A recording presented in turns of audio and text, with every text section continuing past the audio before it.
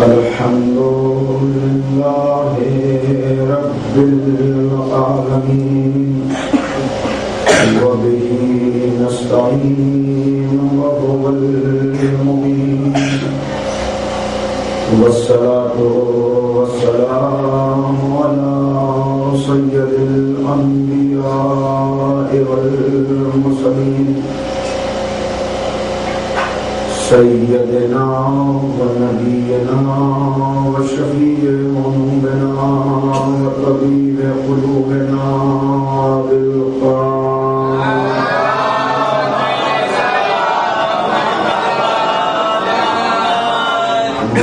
وآله الطيبين الطاهرين المعصومين المظلومين المنتخبين المنتجبين. أما بعد فقد قال الله تبارك وتعالى في كتابه المجيد والفرقان الرشيد وقوله الحق. بسم الله الرحمن الرحيم. وسيعلم الذين ظلموا أي منقلب ينقلبون. صلى الله عليه وسلم.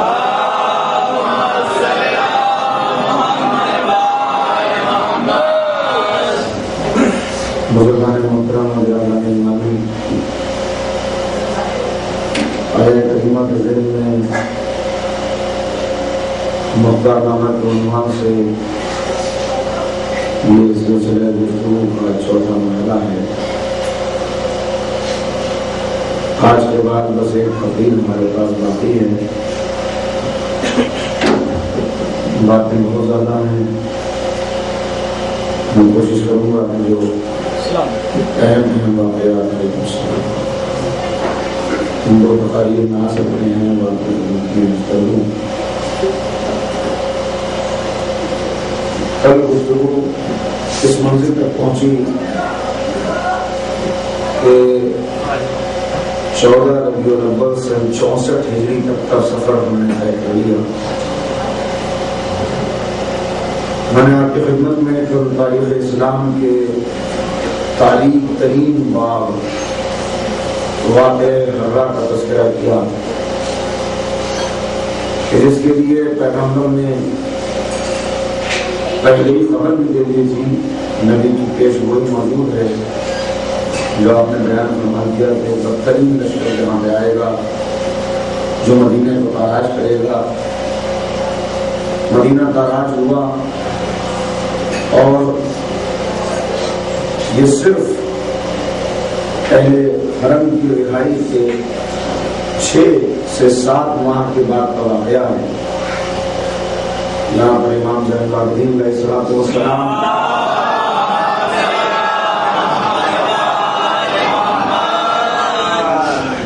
اپنے اہل حرم کے ساتھ مدینہ کے اندر موجود تھے. جب مدینہ کی فضا متبدل ہونا شروع ہوئی، تبدیلی آنا شروع ہوئی، اور اس وقت لوگوں نے یہ فیصلہ کیا کہ ہم یزید کی بیعت کو توڑ دیے.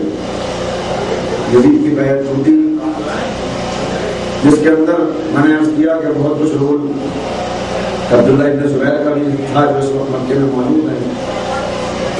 بہرحال بیعت ٹوٹ گئی اور لوگوں نے عبداللہ ابن حنظلہ کے ہاتھ پر بیعت کر لی. ان کے ہاتھ پہ بیعت ہوئی اور یہ وہ زمانہ تھا کہ لوگ بنی امیہ کے ایسے دشمن ہو گئے کہ اب تلاش کیا جانے لگا کون بنی امیہ کا فرد یہاں موجود ہے مدینہ کے اندر، اس کو نقصان پہنچایا جائے، اس کو اذیت دی جائے، اس کو قتل کیا جائے. اور بنی امیہ کے جو اہم شخصیات میں اس وقت موجود شخصیت تھی وہ ہے مروان ابن حکم، جو بھی مدینہ کے اندر موجود تھا. حالات تبدیل ہو گئے، لوگ بنی امیہ کے خلاف ہو گئے. یہ نہ صرف یہ کہ بنی امیہ کا اہم فرد ہے بلکہ یہی وہ شخص ہے کہ جس نے امام حسین کے قتل کا مشورہ ولید کو دیا تھا کہ جانے نہ دے حسین کو، یا تو بیعت لے لے یا یہی وہ شخص ہے کہ جس نے امام حسن علیہ السلام کے جنازے پر تینوں کی بارش کی تھی۔ ایسا بدترین دشمن اہل بیت ہے اور بنی امیہ کا فرد بھی ہے۔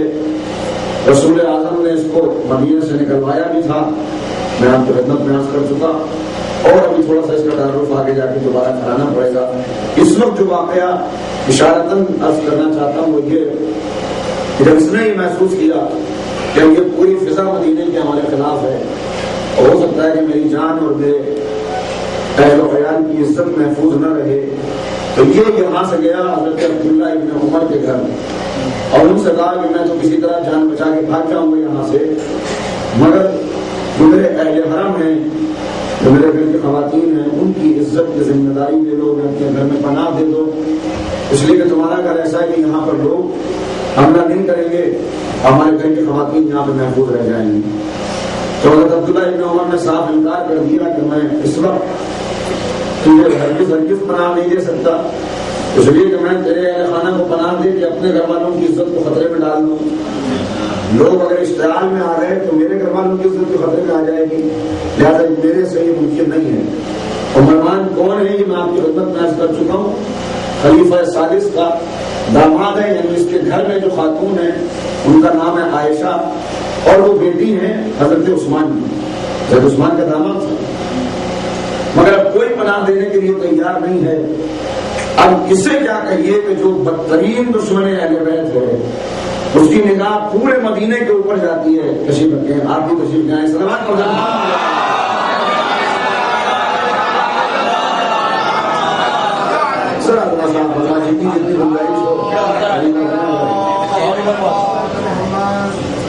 بڑا صلوات مل کے پڑھنے ہیں آپ۔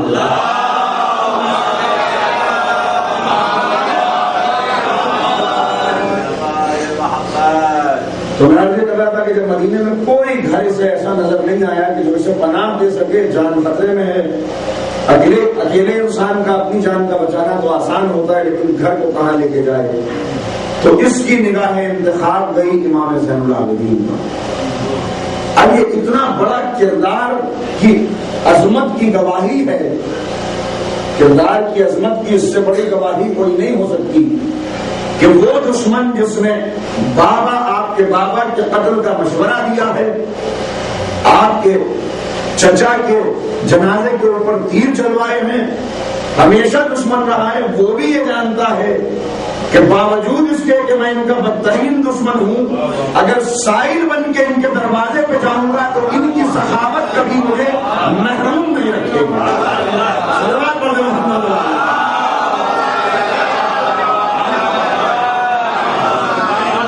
ورنہ ایسے میں کوئی انسان یہ سوچے کہ اگر ان کے یہاں پناہ لے لی تو ممکن ہے سب سے پہلے میرے ہی بچوں کو قتل کرا دیں، مگر جانتا ہے کردار عصمت اور کردار امامت سے خوب واقف ہے۔ آخر امام کے دروازے پہ آیا اور کہا کہ مولا میں جانتا ہوں کہ میں نے آپ کو بہت تکلیفیں دی ہیں اور آپ نے بڑے زخم ہم سے اٹھائے ہیں، لیکن اس وقت میرے سامنے کوئی راستہ نہیں ہے، میرے اہل حرم خطرے میں ہیں، میں چاہتا ہوں کہ آپ نے پناہ دے دیں۔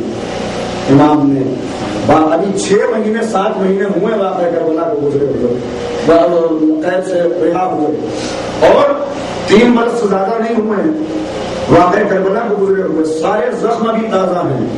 ابھی ایک بہن کو قید خانے کے اندر چھوڑ کے آئے ہیں، سکینہ جو قید خانے کے اندر بن چکی ہے، مگر کیا کہنے اہل بیت کی سخاوت اور اہل بیت کی بلند نظری اور وسعت قلبی۔ ایک مرتبہ امام نے کہا کہ تو مطمئن رہ، جیسے میرے بچے محفوظ رہیں گے ایسے ہی تیرے بچے۔ امام نے پناہ دے دی، یہ مطمئن ہو کے یہاں سے نکل گیا۔ عزیز و واقعی بہت بڑی بات ہے یہ آیا، واقعہ حملہ گزر گیا۔ واقعہ حملہ کے گزرنے میں نے آپ کی خدمت میں عرض کیا کہ 10,000 لوگوں کی جان گئی، 10,000 لوگوں کا قتل عام ہوا، جس میں سے 700 حافظان قرآن تھے، 1,000 پیغمبر کے اصحاب تھے، حضور کے صاحب پیغمبر کے موجود تھے۔ ان ظاہر ہے کہ ہم ساری یہاں پر رک نہیں سکتے، مگر 2 شخصیات کا اگر میں تذکرہ نہ کروں تو وہ بہت ہی ناانصافی ہو جائے گی ان کے ساتھ۔ جن لوگوں کی اس میں جان گئی، جن لوگوں کی شہادت ہوئی، اس میں ایک شہادت بہت عظیم ہے، جناب عبداللہ ابن جعفر کی شہادت، جناب زینب کے شوہر۔ ان کی شہادت بھی اسی واقعہ حرہ میں اسی مدینے کے اندر 64 ہجری کی. اور یہ الگ بات ہو سکتا ہے کچھ لوگوں کو یہاں پہ تعجب ہو جائے جو لوگ تاریخ میں نظر رکھتے ہیں انہیں اکثر یہ اطلاع ہو جاتا ہے کہ مدینے کے اندر اگر حضرت عبداللہ ابن جعفر کی شہادت ہوئی تو ان کی قبر شام کے اندر کیسے بنی ہوئی ہے, ان کا روزہ دمشق میں بنا ہوا ہے, شہادت یہاں پہ کیسے ہو سکتی ہے. تو اس کے لیے میں آپ کی خدمت میں ایک اور بات یہاں پہ بڑی اہم عرض کرنا چاہتا ہوں. ایک مرتبہ صلی اللہ علیہ وسلم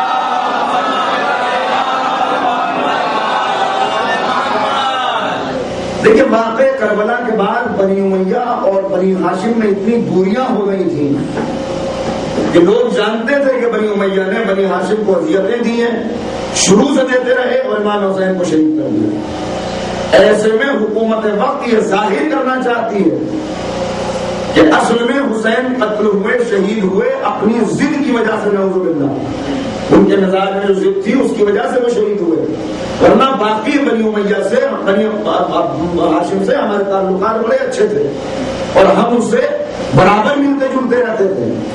یہ بتانے کے لیے لوگوں کو کہ بنی ہاشم کے اکثر افراد ہم سے بڑے اچھے تعلقات رکھتے تھے اور وہ تو وہاں سے مدینے سے نکل کے شام آ گئے تھے تاکہ ہمارے ان سے روابط اچھے رہیں. بہت ساری جعلی قبریں شام کے اندر بنا دی گئی تاکہ یہ بتایا جا سکے کہ ان کا انتقال شام میں ہوا, کیونکہ یہ یزید کے محل سے وظیفہ لے رہے تھے. انہی قبروں کے اندر جو شام میں بنائی گئی ہیں بہت ساری ایسی قبریں ہیں جو آپ کو مدینے میں بھی ملیں گی اور شام میں بھی ملیں گی. آپ کو تعجب ہو جائے گا کہ شام کیا کرنے کے لیے آئے تھے. یہ سب جعلی قبریں ہیں اور بہت سارے تاریخ کے اندر ایسی چیزیں آپ کو ملیں گی کہ جہاں پہ سمجھ میں نہیں آئے گا کہ یہ ہوا کیا. مثلاً سر امام حسین کہاں دفن ہے, اس کے متعلق کتنے اختلافات ہیں تاریخ کے اندر. ایک روایت یہ بتاتی ہے کہ روضہ رسول تک لایا گیا اور پیغمبر کی قبر مطہر کے ساتھ دفن ہے. ایک روایت یہ بتاتی ہے کہ نجف اشرف میں دفن ہے. ایک روایت یہ بتاتی ہے کہ آپ شام میں جائیں تو پورا وہاں پہ مشہد راس الحسین بنا ہوا ہے کہ یہاں پہ امام حسین کا سر دفن ہے. ایک روایت یہ بتاتی ہے کہ یہ سر یہاں سے مصر تک گیا اور قاہرہ میں انہوں نے باقاعدہ طور پر امام کا روزہ بنا رکھا ہے کہ یہاں پہ سر آیا تھا اور وہ ایک زیارت گاہ ہے, وہاں پہ لوگ زیارت کرنے کے لیے جاتے ہیں. یہ اختلاف ایسے ہی نجف اشرف مولا کائنات کا مدفن مشہور ہے کہ نجف کے اندر ہے, لیکن آپ افغانستان کے اندر جائیں تو وہاں بھی مولا کا کی قبر موجود ہے, وہ کہتے ہیں یہاں پہ نہیں دفن ہوئے. یہ اختلافات, مگر ان اختلافات سے بہت توجہ چاہتا ہوں, ایک جملہ یہاں پہ عرض کرنا چاہتا ہوں. یہ اختلافات اس بات کی گواہی دیتے ہیں کہ ہر شہر یہ کہہ رہا ہے کہ حسین کا سر ہمارے یہاں ہے. ہر شہر یہ چاہتا ہے کہ علی جہاں پر نہیں بھی ہے وہاں پر بھی لوگ روزے بنا لیتے ہیں. یہ اس بات کی دلیل ہے کہ جو اعلیٰ ہستیاں ہوتی ہیں,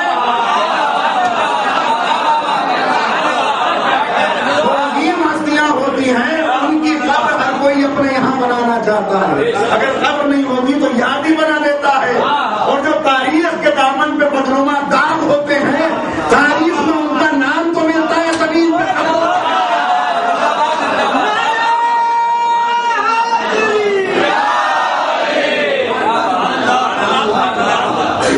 موجود ہے. بہرحال میں نے چاہا کہ یہ عرض کر دوں کہ حضرت عبداللہ ابن جعفر کی بھی یہاں پہ شہادت ہوئی اور سر امام حسین کے متعلق بھی اب کنفیوژن نہ پیدا ہو جائے, لہٰذا عرض کر دوں ہمارے یہاں مستند روایات کے اندر یہ موجود ہے کہ جہاں امام کا جسد مبارک ہے وہیں پہ آپ کا سر مبارک بھی ہے. لہٰذا لاش اقدس کے ساتھ کس طرح ہے اس میں آپ بالکل کنفیوز نہ ہوں.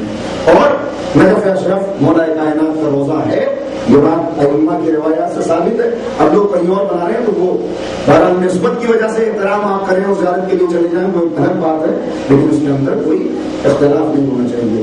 ایسے ہی حضرت عبداللہ ابن جعفر ہیں, ان کی شہادت یہاں پہ ہوئی ہے, مگر اس شہادت کو چھپانے کے لیے کہ بعد میں تاریخ لکھے کی شہادت ہوئی ایک 39 خبریں کی یہاں پہ بنا دی گئی شام میں, اور یہ بتایا گیا کہ وہ شام آ گئے تھے, ہمارے ان سے اچھے روابط تھے, یہاں پر ان کا انتقال ہوا.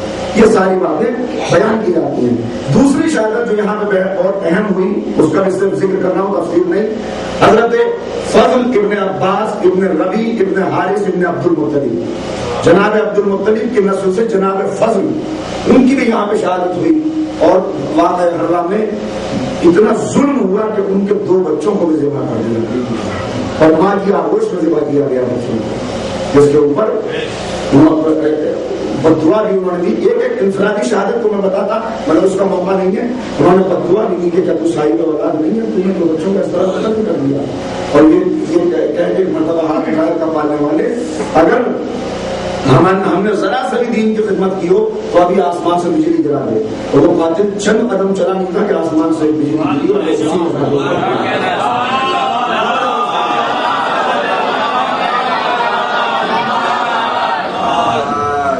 یہ تو واقعہ ہے مدینے کا. مدینے کے بعد فوجیں یہاں سے مکہ گئیں اور میں نے آپ کی خدمت میں عرض کیا کہ مکے میں خانہ کعبہ کے اوپر حملہ ہوا, خانہ کعبہ کا پردہ جلا, تبرکات انبیاء نافذائے ہوئے آگ لگی ان کے اندر, اور شاید خانہ کعبہ کی جڑیں ہی کھودی دی جاتی, بالکل بنیادی ختم ہو جاتی, مگر اتنے میں خبر آ گئی کہ یزید واصل جہنم ہو گیا ہے, یزید مارا گیا ہے. اور اس کی وجہ سے گھبرا کر یہاں سے یہ فوجیں منتشر ہو گئی, لوگ الگ الگ ہو گئے. اور اب اس کے بعد جو آگے ان کا ارادہ تھا اس میں وہ کامیاب نہیں ہو گیا. یہاں تک ہم نے گفتگو کو چھوڑا تھا. اب واپس جہاں سے ہم گئے تھے میں نے آپ کی خدمت میں یہ بھی عرض کیا تھا کہ اس اسنا میں جو خانہ کعبہ کی حفاظت کرنے والے سپاہی تھے ان میں ایک اہم نام ہے جناب مختار ابن ابو عبیدہ ثقفی کا. تو جو آگے بڑھ بڑھ کے تدبیریں بتا رہے تھے کیسے تارے جنگل جب آگ لگ گئی تو آپ نے پانی جمع کنویں سے پانی کھنچوایا, آگ کو بجھانے کی کوشش کی, مگر 10,000 گولے برسائے گئے تھے, لہٰذا آگ بجھ نہ سکی اور سب کچھ جل کر خاک ہو گیا.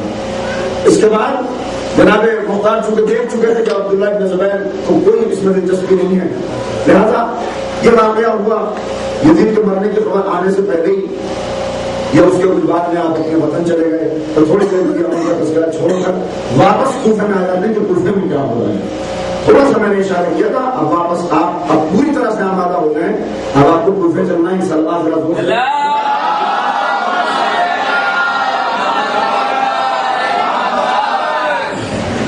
اس وقت کا کوفہ یہ 64 ہجری کا کوفہ ہے. یزید مارا جا چکا ہے اور یزید کے مرنے کے بعد ایک انارکی کی صورتحال ہے, انتشار ہے, بغاوت لوگوں نے کر دی ہے. کوفے کے اندر اس وقت بڑی چہل پہل ہے, گلیوں میں گھروں کے اندر سے آوازیں آ رہی ہیں, اس لیے کہ لوگ آپس میں گفتگو کر رہے ہیں اور لوگوں نے مل کر اپنی مرضی سے ایک شخص جس کا نام عامر ابن مسعود ہے اسے کوفے کا گورنر بنا دیا. وقتی طور پر وہ کوفے کا گورنر بن چکا ہے. ادھر جو اہل بیت کے چاہنے والے ہیں وہ آپس میں گفتگو کر رہے ہیں کہ یہ بہترین موقع ہے, اس سے اچھا موقع نہیں آئے گا, اس لیے کہ ابھی وہاں تخت خالی ہے, یزید مارا جا چکا ہے, اس سے پہلے کہ وہاں پہ اس کی جگہ کوئی اور آ جائے. ابن زیاد واپس, ابن زیاد اس وقت یہاں موجود نہیں ہے. میں نے عرض کیا تھا کہ اس کے پاس 2 جگہ کا چارج ہے, بصرہ اور کوفہ. وہ اس وقت بصرے میں گیا ہوا ہے اور یہاں پر اس کا بیٹا عمر ابن عبید اللہ ابن زیاد حاکم تھا, جسے جو عامر ابن مسعود سے پہلے اس نے چارج لیا ہوا تھا باپ کی جگہ, وہاں پہ گیا ہوا ہے. لوگوں نے جیل خانے کا دروازہ توڑ دیا اور اس جیل سے جو افراد نکلے اس کے اندر میں نے عرض کیا جناب سلیمان ابن سرد الخزاعی, جناب ابراہیم ابن مالک اشتر, جناب عبداللہ ابن یزید انصاری, جناب عبداللہ ابن شداد بجلی, یہ سب لوگ جب نکل کے باہر آئے. رفاع ابن شداد جیسے بزرگ تو یہ آئے تو انہوں نے سب سے پہلا کے دارالعمارہ کے اوپر حملہ کر دیا. اور جب دارالعمارہ پہ حملہ کیا تو عمر ابن عبید اللہ ابن زیاد کسی طرح اپنی جان بچا کر یہاں سے بھاگ گیا. یہ اس میں بھاگا تو یہاں پر تخت خالی ہے. ان لوگوں کا نظریہ یہ ہے کہ ہمیں نہ تخت سے کچھ لینا ہے نہ تاج سے کچھ لینا ہے. دیکھیے 2 تحریکیں ہیں انتقام کی جو چلی, ایک وہ جو جناب سلیمان کی قیادت میں چلی, ایک وہ جو جناب مختار کی قیادت میں چلی. دونوں میں ذرا سا نظریاتی اختلاف ہے. جناب مختار کا کہنا یہ تھا شروع ہی سے کہ سب سے پہلے ہمیں کوفے کی حکومت حاصل کرنی ہے, اس لیے کہ جب کوفے کا اقتدار ایک بار حاصل ہو جائے گا تو پھر ہم اطمینان سے ایک ایک قاتل حسین کو چن چن کے قتل کر دیں گے اور کوئی ہم سے چھوٹ کے نہیں جا سکے گا. لیکن جناب سلیمان ابن سرد الخزاعی کا کہنا یہ ہے, ادھر تشریف لائیں, ایک سلوات رکھو.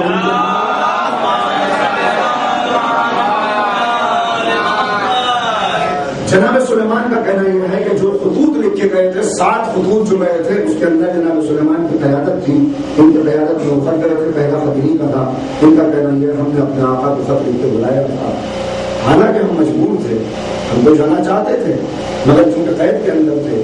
یہ بالکل جواز موجود ہے یہاں پر، لیکن انہوں نے کہا کہ باوجود اس کے کہ ہم قید میں تھے، ہم نے بلایا تھا اپنے آقا کو، اور اس ابن زیاد نے ہمیں جانے سے روک دیا قید کر کے، لہذا ہم ابن زیاد کو قتل کریں گے، اپنی جان دے دیں گے، ہمیں تو ابھی اپنی جان کو بچانا ہی نہیں ہے۔ انہوں نے اعلان کر دیا کہ تقریر کی جناب سلیمان ابن سرد الخزاعی نے، اور اس نے کہا کہ میرے چاہنے والوں سنو، ہم نے اپنے آقا کو خط لکھ کے یہاں پہ بلایا تھا، مگر افسوس کہ کربلا کی اس بادشاہ کی فہرست میں ہمارا نام شامل نہ ہو سکا، اس لیے کہ ہم یہاں پہ اسیر بنائے گئے تھے، لیکن وہ فہرست ابھی ختم نہیں ہوئی، اگر تم آج چاہو تو ہم آج اس فہرست میں اپنا نام درج کرا سکتے ہیں۔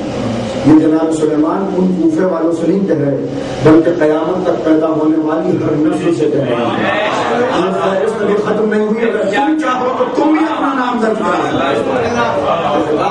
ایک آفاقی خطاب ہے جو چل رہا ہے، کہ تم بھی اپنا نام درج کرا سکتے ہو، اٹھو، اپنی تلواروں کو نکالو، اس وقت تصاحب سے کام لیا، اور چلو ابن زیاد کو قتل کرو، قاتلان حسین کو قتل کرتے ہوئے اپنی جان کو دے دو، اس لیے کہ آقا کے بعد یہ روشنی ہم پہ حرام ہے، یہ ہوا ہم پہ حرام ہے، ہمیں زندہ نہیں رہنا، ہمیں تو اپنے آقا کے ساتھ جنت میں جانا ہے۔ یہ تقریر آپ نے کی، اور اس تقریر کا نتیجہ یہ ہوا کہ 10,000 کا لشکر تیار ہو گیا۔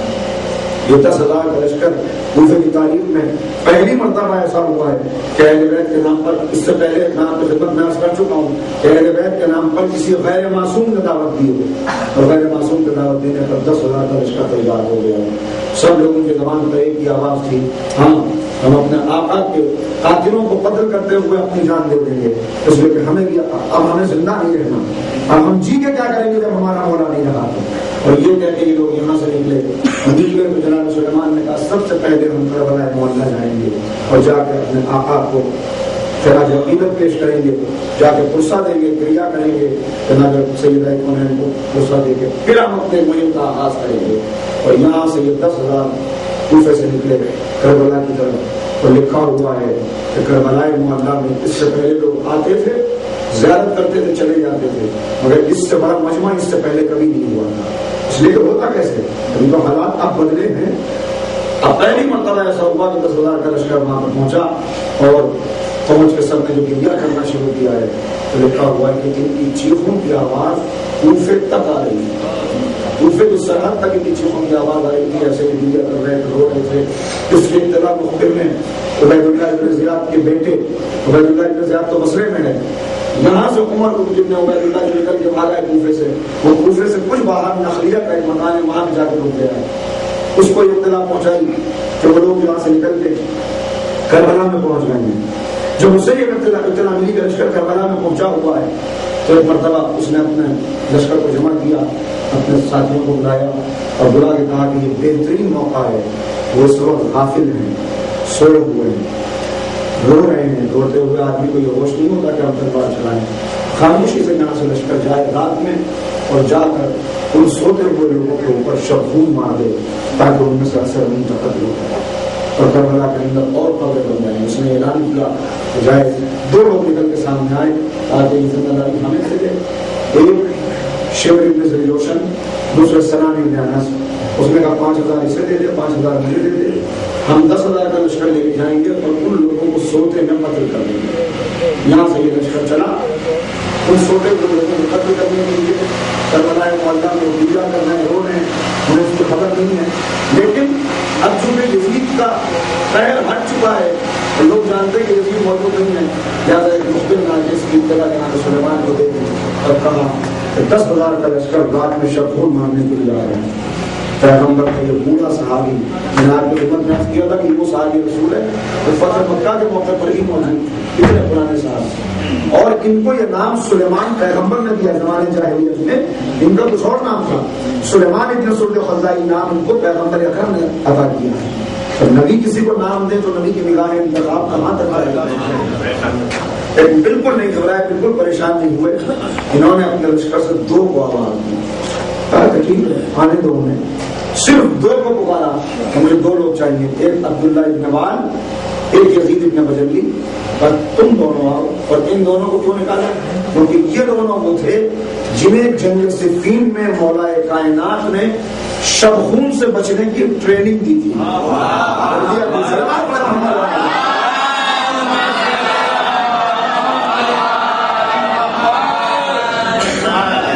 ایک اور سرے تبلیغ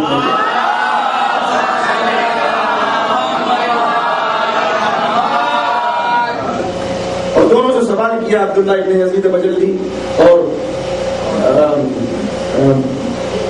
صلوات پڑھیں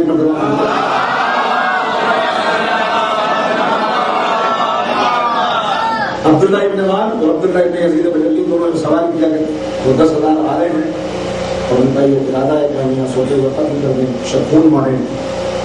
کہا کہ آپ کو اس کو پریشان ہونے کی کیا بات ہے؟ 2,000 اسے دے دیجیے 2,000 مجھے دے دیجیے. جناب سلیمان نے کہا وہ 10,000 ہیں تو حضور یہ 4,000 بھی زیادہ ہیں. یہ 4,000 بھی زیادہ ہیں, ہم دیکھ لیں گے انہیں. کہا کہ اچھا تم جانو اس لیے کہ تم نے وہ تربیت حاصل کی ہے مولا سے. 2,000 کا لشکر اس نے لیا, 2,000 کا لشکر اس نے لیا اور دونوں آ کر سرحد کربلا کے باہر ایک ایسے مقام پہ کھڑے ہوئے آپس میں گفتگو کرنے لگے کہ وہاں سے یہاں تک کے 3 راستے ہیں.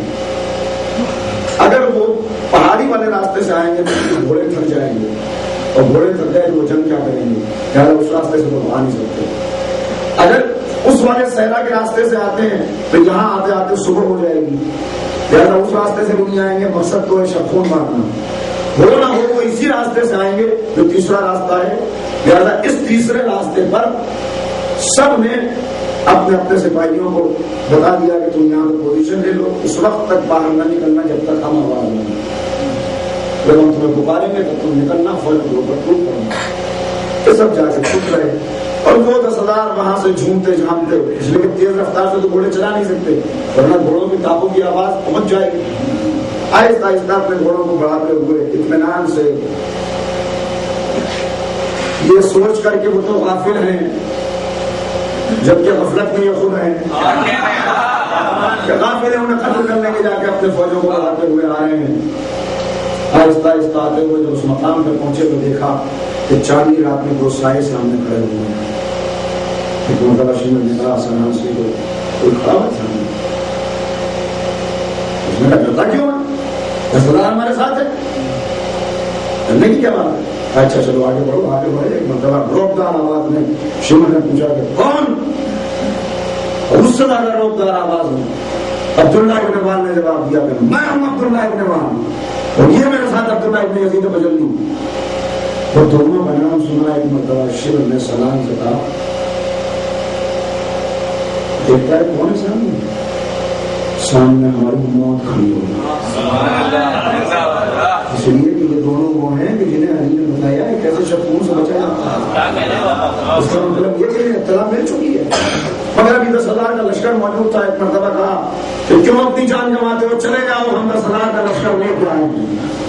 تو انہوں نے پلٹ کے جواب دیا تم 10,000 کا لشکر لائے ہو, ہم اپنی جان اپنی ہتھیلی میں لے کر ہم مرنے کے لیے آئے ہیں. اور یہ ایک مرتبہ آواز دی اور پہلی مرتبہ تاریخ میں یہ نعرہ گونجا یا صلاۃ حسین, یا صلاۃ حسین کے نعرے کا گونجنا تھا کہ ادھر سے سپاہی نکلے ادھر سے سپاہی نکلے. اور میں ایک جملہ میں نے تاریخ میں دیکھا, اس سے بہتر اس جنگ کو پڑھ نہیں سکتا کہ لکھا ہوا یہ ہے کہ یہ 4,000 ان 10,000 سے ایسے چپک گئے جیسے روئی سے انگارے چپک جاتے ہیں.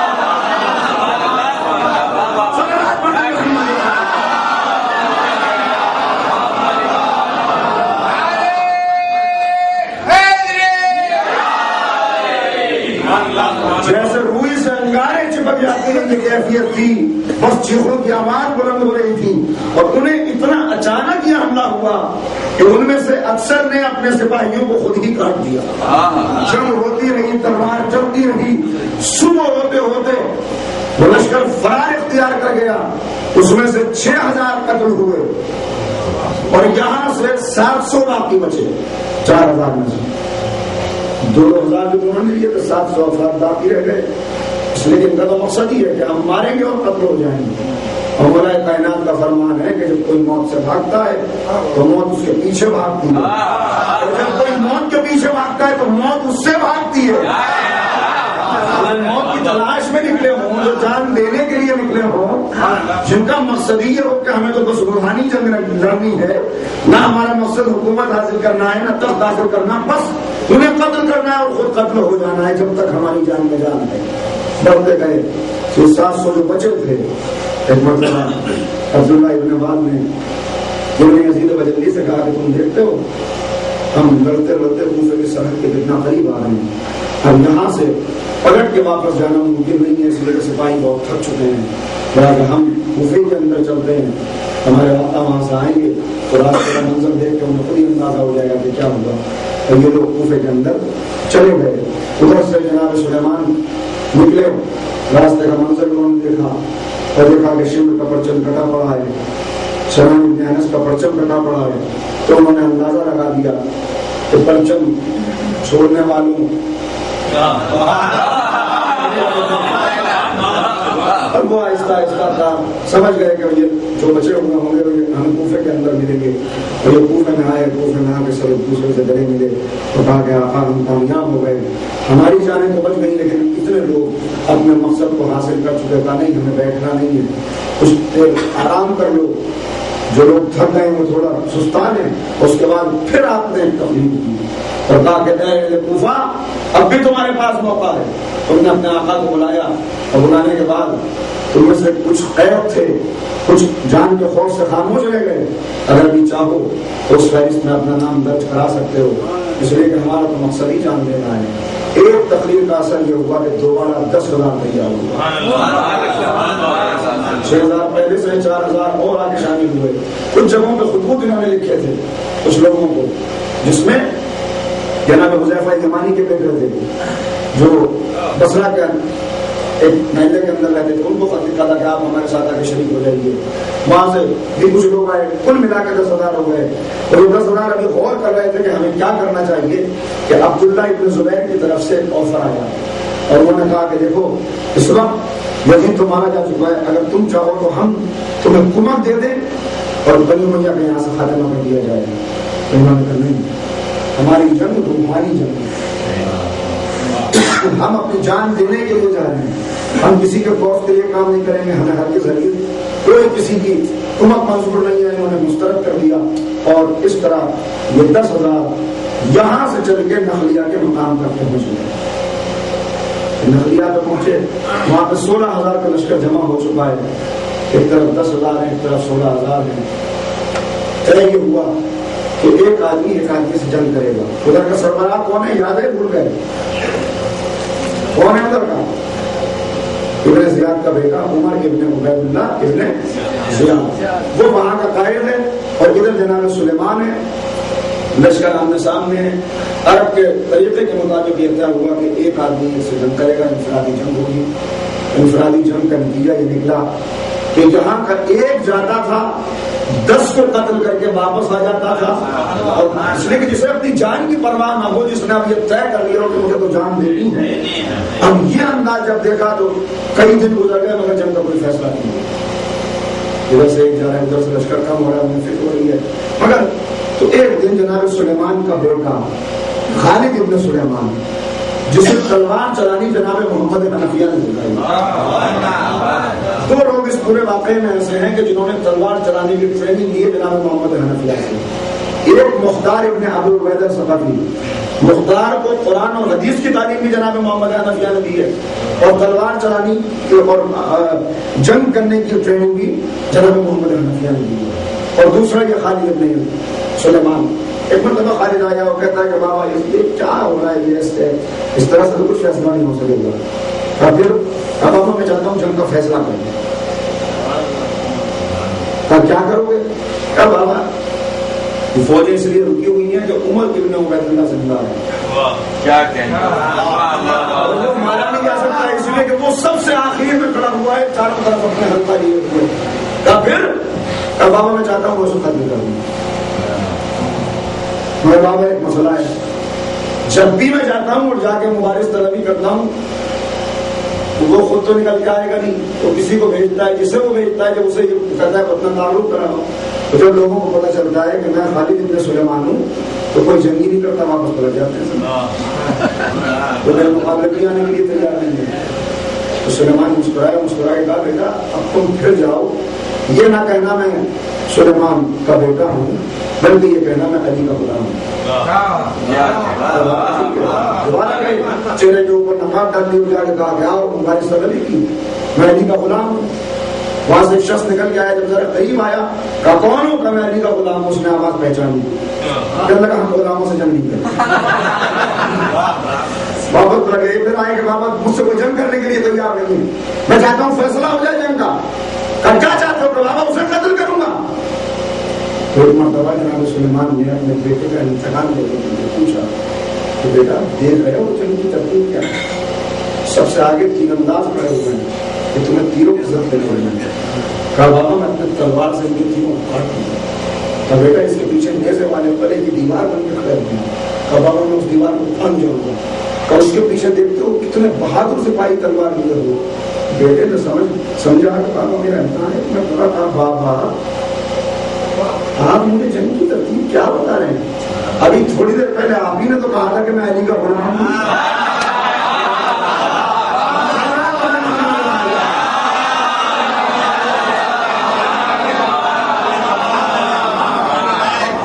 بابا جب آپ نے فرما دیا کہ میں علی کا غلام ہوں تو پھر یہ کیا ترتیب ہے؟ بابا میں پہنچ جاؤں گا. کہا اچھا بیٹا جاؤ, بسم اللہ.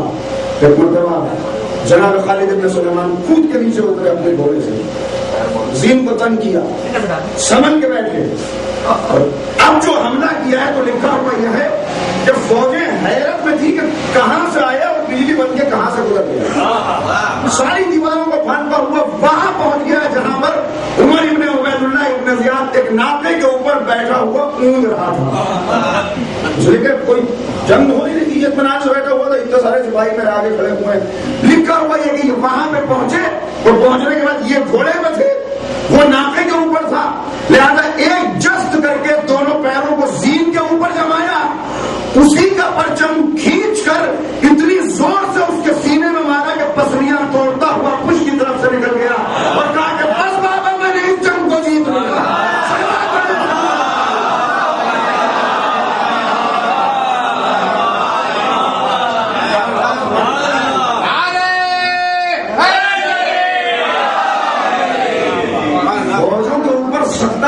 ہو گیا کہ یہ کہاں سے آیا, کدھر سے نکلا اور کیسے جو ہے. بس ایک مرتبہ شور مچا کے سردار مارا گیا, بھاگو. ادھر سے جناب سلیمان کے فوجی ہو گئے. جناب سلیمان نے آواز دی, نہیں رکو, تمہیں یاد ہے ہم مولائے کائنات کے سپاہی ہیں, کیا تمہیں علی کا اصول جنگ معلوم نہیں ہے کہ جو میدان سے بھاگے اس کا پیچھا نہ کرنا, جو جا رہا ہے اسے چلے جانے دو.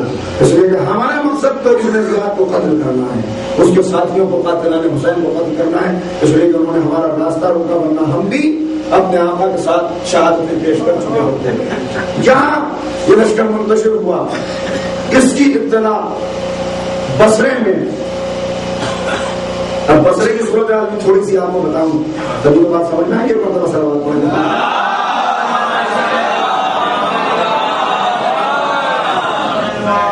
بصرے میں ابن زیاد کو یہ اطلاع مل چکی ہے کہ یزید مارا گیا ہے, لیکن اس نے ساری سرحدوں کو ایسا اتنا زیادہ سیکیورٹی بڑھا دی ہے کہ کسی عوام میں سے بھی کسی کو یہ اطلاع نہیں کہ یزید مر چکا. بالکل پابندی ہے, نہ کوئی باہر جائے گا نہ کوئی اندر آئے گا. اور اب یہ سوچ رہا ہے کہ مجھے کرنا کیا چاہیے. اتنے میں اطلاع آتی ہے کہ تمہارا بیٹا وہاں سے نکل چکا ہے اور وہ جنگ کر رہا ہے جناب سلیمان کے ساتھ. تو یہ اور پریشان ہو جاتا ہے کہ اس لیے معلوم ہے کہ اگر یہ جنگ پر سلیمان غالب آ گئے تو اس کے بعد یہ بصرے کا رخ کریں گے, سیدھے آ کے یہاں پہ میری قدم پر پہنچیں گے. اب اسے بیٹے کی پرواہ نہیں ہے کہ بیٹے کا کیا ہو رہا ہے. یہ سوچ رہا ہے کس طرح میں یہاں سے, اور یہ بھی معلوم ہے کہ اگر بصرے والوں کو معلوم ہو گیا تو بصرے والوں پہ میں نے اتنے ظلم کیے ہیں کہ وہی صورتحال سامنے آ جائے گی جو ایک زمانے میں کوفے میں آئی تھی کہ جب جناب مسلم ابن عقیل باہر کھڑے ہوئے تھے, ہمارے پاس صرف 50 سپاہی تھے. آج وہی صورتحال بصرے میں. اور بصرے والے, آپ کو یاد ہوگا میں نے ایک قیدی کا ذکر کیا تھا, تو جناب مختار کی آواز سن کر 3 قیدی قریب آئے, جن میں ایک جناب میسم تھے اور ایک جناب عبید اللہ ابن حارث ابن عبد المطلب, جناب عبد المطلب کے بیٹے حضرت علی کے چچا زاد بھائی. جب رہائی ہوئی تو جناب میسم نے اطلاع دے دی تھی کہ تم بھی رہا کر دیے جاؤ گے, ابن حارث تم بھی رہا کر دیے جاؤ گے. ابن حارث کے لیے بھی کسی کا ایسا خط آیا کہ اس کی وجہ سے انہیں بھی رہا کر دیا گیا, اور وہ آج کل بصرے کے اندر رہ رہے. بصرے والے ان کی طرف مائل تھے. ابن زیاد جانتا تھا اگر اس وقت ذرا سا بھی کسی کو پتہ چل گیا کہ یزید مارا گیا ہے تو لوگ ان کی بیعت کر لیں گے اور یہ سب سے پہلے آ کے مجھے قتل کریں گے. تو داخلی طور پر بھی خطرہ ہے کہ لوگ ان کی طرف ان کی بیعت کر کے یہاں سے حملہ کر دیں گے, خانہ جنگی ہو جائے گی. اور خارجی طور پر جناب سلیمان کا لشکر کھڑا ہوا ہے نخلیہ پر, وہ یہاں پہ آ جائے گا. لہٰذا اس نے یہ صورتحال کی کہ جلدی جلدی بیت المال کا سارا خزانہ سمیٹا اور اب یہ چاہتا ہے کہ میں یہاں سے نکل کر دمشق پہنچ جاؤں اور دمشق پہنچ کے سوچوں گا, اس لیے کہ وہاں تو ابھی صورتحال قابو میں ہے, وہاں پہنچ کے سوچوں گا کہ آگے کرنا کیا ہے. دمشق یہ جائے کیسے, اس لیے کہ راستہ بڑا خطرناک ہے, قذافوں سے گھرا ہوا راستہ ہے. اور ایسے میں جب بھی کوئی قافلہ جاتا ہے, کہ پورے عرب کا تقریباً حال ہے کہ جب بھی کوئی قافلہ کہیں پہ جاتا ہے تو کچھ ٹرانسپورٹر ہیں جن کے پاس اپنی فوج ہوتی ہے, اپنا لشکر ہوتا ہے, انہی کے ساتھ قافلے آگے بڑھ سکتے ہیں تو ان کی جان اور مال کی حفاظت رہے گی, ورنہ ان کا جان اور مال خطرے میں. قذاف کہیں پر بھی آئیں گے, لوٹ لیں گے, قتل کر دیں گے, عورتوں کو لے جائیں گے, مال سارا لوٹ لیں گے. تو اس وقت سب سے بڑا جو ٹرانسپورٹر تھا پورے عرب کا وہ یہی بصرے کے اندر رہتا تھا, اس کا نام ہے ابن جالوت. ابن جالوت کے 21 بیٹے تھے اور ہر بیٹا ایسا تھا کہ 100 پہلوانوں کے اوپر میں, اور ہر بیٹے کی اپنی ایک آرمی تھی, اس نے اپنی 1,000 کی فوج سارے کے پاس موجود تھی. یہ سب سے بڑا ٹرانسپورٹر تھا. جب بھی کسی کو جانا ہوتا تھا تو وہ کوشش یہ کرتا تھا کہ ہم آ کے اس کے قافلے کے ساتھ چلیں تاکہ جان و مال کی حفاظت ہو. یہ ریٹ ذرا زیادہ لیتا تھا, چارجز زیادہ تھے, لیکن بہرحال لوگوں کو یہ معلوم تھا کہ جان و مال, اس لیے کہ قذافوں کو بھی پتہ چل جاتا تھا کہ یہ جالوت کا قافلہ جا رہا ہے. تو یہ خود اتنا بڑا قذاف تھا کہ سارے قذاف کی ماں سے حجاب کریں کہ اس کو نہ چھیڑنا. ابن زیاد نے اس کو بلوایا اور اس کے 2 بیٹے جو بڑے بیٹے تھے, اس کے دست راست اور بایاں بازو دوسرا, دست چار دست راتوں نے بلایا. تو تینوں آئے, اس آنے کے بعد کہا دیکھو میں تم سے مشورے کے لیے میں نے بلایا ہے, میں یہاں سے دمشق جانا چاہتا ہوں اور یہ چاہتا ہوں کہ تمہارے قافلے میں شریک ہو تو ضرور. میں نے کہا ہمارا قافلہ تو ابھی جانے والا نہیں ہے, اس لیے ہم تو ابھی طویل سفر سے لوٹے ہیں. کہا کہ نہیں, تمہیں ابھی چلنا پڑے گا, اور نہ صرف یہ کہ چلنا ہے بلکہ ہم نیشنل ہائی وے سے نہیں جائیں گے, بلکہ جو غیر مانوس راستہ ہے اس سے ہمیں گزرنا ہے. تو ایک مرتبہ غور سے ابن جالوت نے دیکھا تھا ابن زیاد اصل بات کیا ہے, اصلی بات بتا کہ کیا ہے. اصلی بات یہ ہے کہ یزید مارا جا چکا ہے, مجھے وہاں پہ پہنچنا ہے, وہاں کی صورتحال کو دیکھنا ہے, اور تم پریشان نہ ہو, میں تمہیں اپنے وزن کے برابر سونا دوں گا. ابن جالوت نے اپنے بیٹوں کو دیکھا, بیٹوں نے ابن جالوت کو دیکھا, تینوں نے مل کے ابن زیاد کو دیکھا. اچھا خاصا وزن ہے, کہا کہ ٹھیک ہے یہ بات طے ہو گئی, اگر تم ہمیں اپنے وزن کے برابر سونا دیتے تو ہم لے کے چلنے کے لیے تیار ہیں. مسلمانوں کی گاڑی کمائی سے حاصل ہوا بیت المال. آپ دیکھ رہے ہیں کیسے پرسنل پراپرٹی کی طرح سے ذاتی خزانہ بن چکا ہے. سب سمیٹ دیا ہے, ٹھیک ہے ان کو میں لے کے چلنے کے لیے تیار ہے, وہاں تک تمہیں پہنچا دیں گے. اور ابن جالوت کے ساتھ اس نے سپاہیوں کی قیادت میں آیا مسجد کے اندر اسلام کے اعلان کیا کہ دیکھو مجھے بہت ضروری کام آ گیا ہے, لہٰذا میں جا رہا ہوں, جب تک میں یہاں پہ واپس نہیں آ جاتا تمام صورتحال کو قابو میں رکھنا, نظم و نسق کو بنائے رکھنا, ورنہ تم مجھے جانتے ہو میں کون ہوں. اور میرے پیچھے میرا بھائی عثمان ابن زیاد تمہارا حاکم رہے گا. آپ دیکھ رہے ہیں کتنا خودغرض انسان ہے, اپنے بھائی کی جان کو خطرے میں ڈال کر اسے دشمنوں کا نوالا بن کے خود نکل جانا چاہتا ہے. لیکن خبر ہو اس کا جو چاہے بنائے, میں تو نکل جاؤں اسی طرح. اور یہ یہاں سے نکلا تو یہ قافلہ غیر مانوس راستے سے ہوتا ہوا دمشق کی طرف روانہ ہوا. یہ قافلہ تو دمشق کی طرف چلا, مگر بصرے کے اندر جو لوگ موجود تھے, جیسے ابن زیاد ہٹا تو ابن زیاد کے ہٹتے ہی ظاہر ہے کہ وہ سختی جو تھی وہ کم ہو گئی. یہاں سے کسی نے دوڑ کر اطلاع پہنچا دی جناب سلیمان کو کہ ابن زیاد ابن جالوت کے قافلے میں دمشق کی طرف جا. ایک منزل بڑھ گئے, اس کے بیٹوں کی خصوصیات تھی. ایک بیٹا اس کا ایسا تھا, وہ اس وقت میں کچھ نہ کچھ ایسے لوگ ہوتے تھے کہ وہ فضا کو دیکھ کے بتا دیتا تھا کہ گرم فضا کے اندر ہے, کوئی لشکر آ رہا ہے. دوسرا ایسا تھا کہ زمین کے اوپر کان رکھ کے یہ بتا دیتا تھا کہ لشکر اس وقت کتنی دور ہے اور یہ آنے والا لشکر عام لشکر ہے یا یہ سپاہیوں کا کوئی ٹکڑی ہے، یہ سب بتا دیا کرتا تھا۔ قافلہ بڑا چلا جا رہا ہے، اس کا ایک بیٹا فوراً سے قریب آیا، کہا کہ بابا ایسا لگ رہا ہے کہ فضا میں گرد ہے، کوئی لشکر آ رہا ہے ہماری تلاش میں۔ کہا کہ کوئی ہوگا ڈاکو پتا ہمیں جب دیکھیں گے ہمیں چلے جائیں گے۔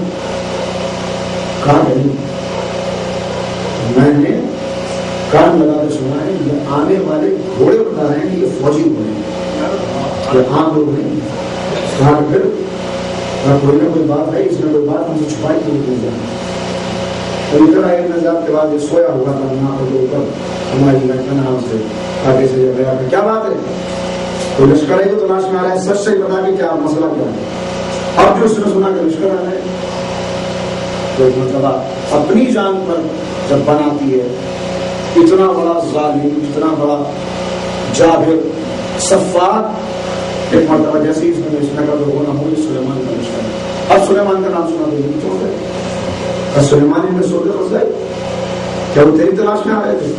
تو اس نے کہا کہ بات یہ ہے کہ وہ مجھے قتل کرنا چاہتے ہیں، تلاش میں میرے بیٹے کو مار چکے ہیں اور میں اپنی جان بچاتا ہے۔ اتنا سننا تھا کہ جارود کو اتنا غصہ آیا کہ اس کو ناپے سے کھول کے نیچے کھینچا، جو اس پر ٹھوکریں لگائی وہ کہا کہ کم وقت انہیں ہماری جان کو بھی مصیبت میں ڈالا۔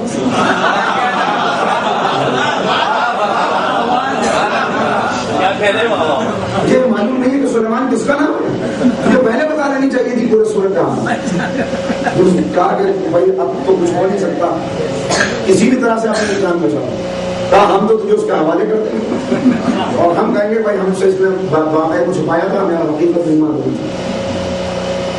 تو تاریخ کی لفظیں یہ ہیں کہ لٹرلی پیروں کے اندر یہ ہو گیا اور کہا کہ اس وقت میری جان بچا دو، میں تمہیں اپنے وزن سے دگنا سونا دوں گا اور دمشق میں جب میں حالات سازگار کر لوں گا تو تمہیں کسی نہ کسی جگہ کا گورنر بھی بناؤں گا۔ اب یہ لالچ ایسا تھا کہ ایک مرتبہ سارے باپ بیٹوں نے مشورہ کیا تھا کہ بات ٹھیک ہے، اس کی جان کسی طرح بچانی چاہیے۔ اب وہ جان کیسے بچائی گئی یہ بڑی عجیب و غریب بات ہے، کیسے اسے بچایا جائے؟ تو سب سے پہلے تو انہوں نے یہ کیا کہ اس کے کپڑے اتارے جسم سے، اور کپڑے اتارنے کے بعد اس کے جسم پر گھوڑوں کی لید بننا شروع کی۔ یہ کیوں مری یہ میں آپ سے سوال کرتا ہوں، یہ سوال ہے کہ آپ اس کی کیا ضرورت ہے؟ کسی کی جان بچانی ہے تو گھوڑے کی لید بننے کی ضرورت کیا ہے؟ عزیزو یہ بڑے عجیب و غریب بات ہے۔ جب سر امام حسین اس ملعون کے پاس پہنچا تھا تو اس نے سر کو گستاخی کے ساتھ اپنے ہاتھ میں لے کے کہا تھا کیوں حسین دیکھ لیا انکار کرنے کا نتیجہ۔ اور جس وقت یہ گستاخی کے ساتھ یہ گفتگو کر رہا تھا، بلوغ مبارک سے خون کا ایک قطرہ نکل کے اس کے زانوں کے اوپر گرا، جو اس کے زانوں کو چھیدتا ہوا زمین پر داخل ہو گیا اور اس کے زانوں میں ایک ایسا زخم بن گیا تھا کہ جس سے ہر وقت اتنا تعفن، اتنی بدبو پھوٹتی تھی کہ پاس میں کسی کا کھڑا ہونا مشکل تھا۔ اس کو چھپانے کے لیے یہ اس کے اندر خوشبو بھرا کرتا تھا۔ اور یہ بھی آپ کو بتا دوں کہ اس کی لاش بعد میں جب اس کا قتل ہوا ہے، وہ واقعہ ہمارے بیان کریں گے اگر موقع رہا، تو اس کی لاش پہچان میں نہیں آ رہی تھی، کسی کو پتا نہیں چل رہا تھا۔ اس کی لاش بھی اسی طرح پہچانی گئی۔ تو لوگوں نے تلاش کیا تو معلوم ہوا کہ اس لاش کے اندر سے خوشبو آ رہی ہے، مشک کی خوشبو۔ تب پہچانا کہ یہ دیکھا کہ اس کے کپڑے اتار کے دیکھو تو دیکھا زانوں کے اوپر کوئی زخم موجود ہے، تب پتا چلا کہ یہی ہے، ورنہ لوگ پہچان نہیں پا رہے ہیں۔ تو اس کی وجہ سے خوشبو تھی، خوشبو سے پہچان لیا جاتا۔ اس کو دبانے کے لیے اونٹوں کی لید اس کے اوپر بنی اور اونٹوں کی لید مل کر اسے ایک اونٹ کے پیٹ سے چھپکلی کی طرح چپکا کر رسیوں سے باندھ دیا گیا اور اس اونٹ کے اوپر مشکل نیچے تک لٹکا دی گئی تاکہ نیچے سے نظر نہ آئے، اور اس اونٹ کو باقی اونٹوں کے ساتھ درمیان میں کر دیا گیا۔ جناب سلیمان کا قافلہ پہنچا، آگے جناب سلیمان نے تلاش کرنا شروع کیا۔ مرتبہ کہا ابن جارود سلیمان ہمارا تم سے کوئی مطلب نہیں، اس لیے کہ ہم کسی کے دشمن نہیں ہیں، ہمیں صرف قاتلان حسین چاہیے۔ جسے تم نے اپنے ساتھ چھپا رکھا ہے اسے ہمیں دے دو، تم اپنے راستے چلے جاؤ، تم اپنے راستے واپس چلے جاؤ، ہمارا شکار تمہارے پاس۔ تو ابن جارود نے کہا کہ اے سلیمان، آپ بزرگ صحابی رسول ہیں ہم آپ کے سامنے موجود ہیں، آپ تلاش کر لیجیے، اگر اس کے اندر مل جائے تو آپ کی تلوار ہوگی، میرا گلا ہوگا، مجھے قتل کر دیجیے گا، میں اس سے زیادہ تو کوئی یقین نہیں دلا سکتا۔ جناب سلیمان نے کہا ڈھونڈو، تلاش کرو۔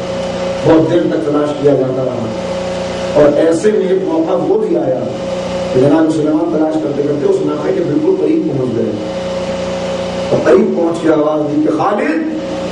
تو یہ وہ موقع تھا کہ جس کے لیے مجھے پتا نہیں کہ یہ پورے وصول کا ساتھ نہیں کہہ سکتا، مگر یہ وہ موقع تھا کہ جب یہاں پہ آ گئی یہ آواز بھی، یہ وہ ایک پہلے ایک حکایت بات سمجھ گیا۔ ایک بندہ سلمان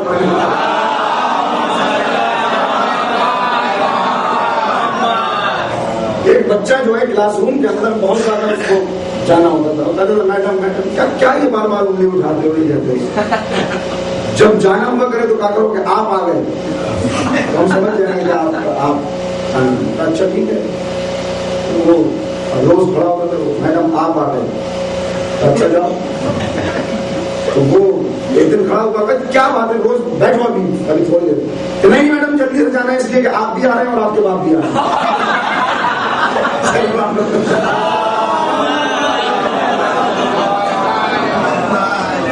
یہ وہی صورت حال تھی کہ جب انہوں نے ناقے کے قریب پہنچ کے آواز دی خالد، تو یہاں آپ اور آپ کے باپ۔ بہت دیر تک تلاشی جاری رہی، مگر کہیں ابن زیاد کا پتہ نہیں چل پایا۔ تو آخر میں جناب سلیمان نے کہا کہ میرے ساتھیوں، تم نے بھی یہ کوشش کی ہے، یقیناً اس کا اجر تمہیں بارگاہ امام حسین سے ضرور ملے گا۔ ہمیں ابن زیاد ملا نہیں، اور وہ ہمیں ملنا بھی نہیں تھا، مگر ہمیں تو اپنی حجت پوری کرنی تھی، اتمام حجت کے لیے ہم یہاں تک آئے۔ اس لیے نہیں ملنا ہے کہ میں نے مولا کائنات سے یہ سنا ہے کہ ابن زیاد کو مختار کا قتل کرے، تو مختار کا شکار ہے، لہٰذا ہمیں نہیں ملا۔ بہرحال چلو اب ہم اپنے راستے پہ چلتے ہیں، اس لیے کہ ہمیں تین لوگوں سے کچھ لینا نہیں۔ اور اس طرح جناب سلیمان نیند لینے اگر واپس چلے گئے، ناکام ہو کر واپس چلے گئے، اور یہاں ابن زیاد کی جان بچ گئی، اور یہ ان لوگوں کے ساتھ کسی طرح دمشق میں پہنچ گئی۔ اب دمشق کی صورت حال کیا ہے وہ بھی ظاہر ہے کہ بتانی پڑے گی، انہیں بتایا چلے گا اتنا تو دنیا کی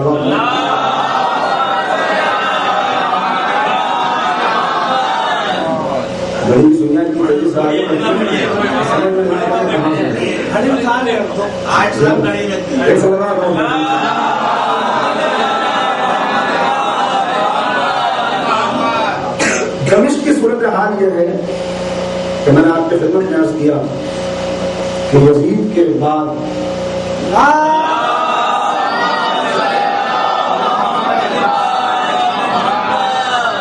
یزید کے بعد جب یزید کے بیٹے معاویہ ابن یزید کو، جس کے لیے میں آپ کی خدمت میں بتا چکا، عرض کر چکا کہ یہ وہ شخصیت ہے کہ جس کے لیے میں نے دیکھا کہ بعض مقامات پر انہوں نے وہ بھی دیا ہے، اس کی ایک زمانے تک دمشق کے اندر اس کے قبر باقاعدہ زیارتگاہ بنی ہوئی، اس لیے کہ اہل بیت محبت میں شہید کیا گیا۔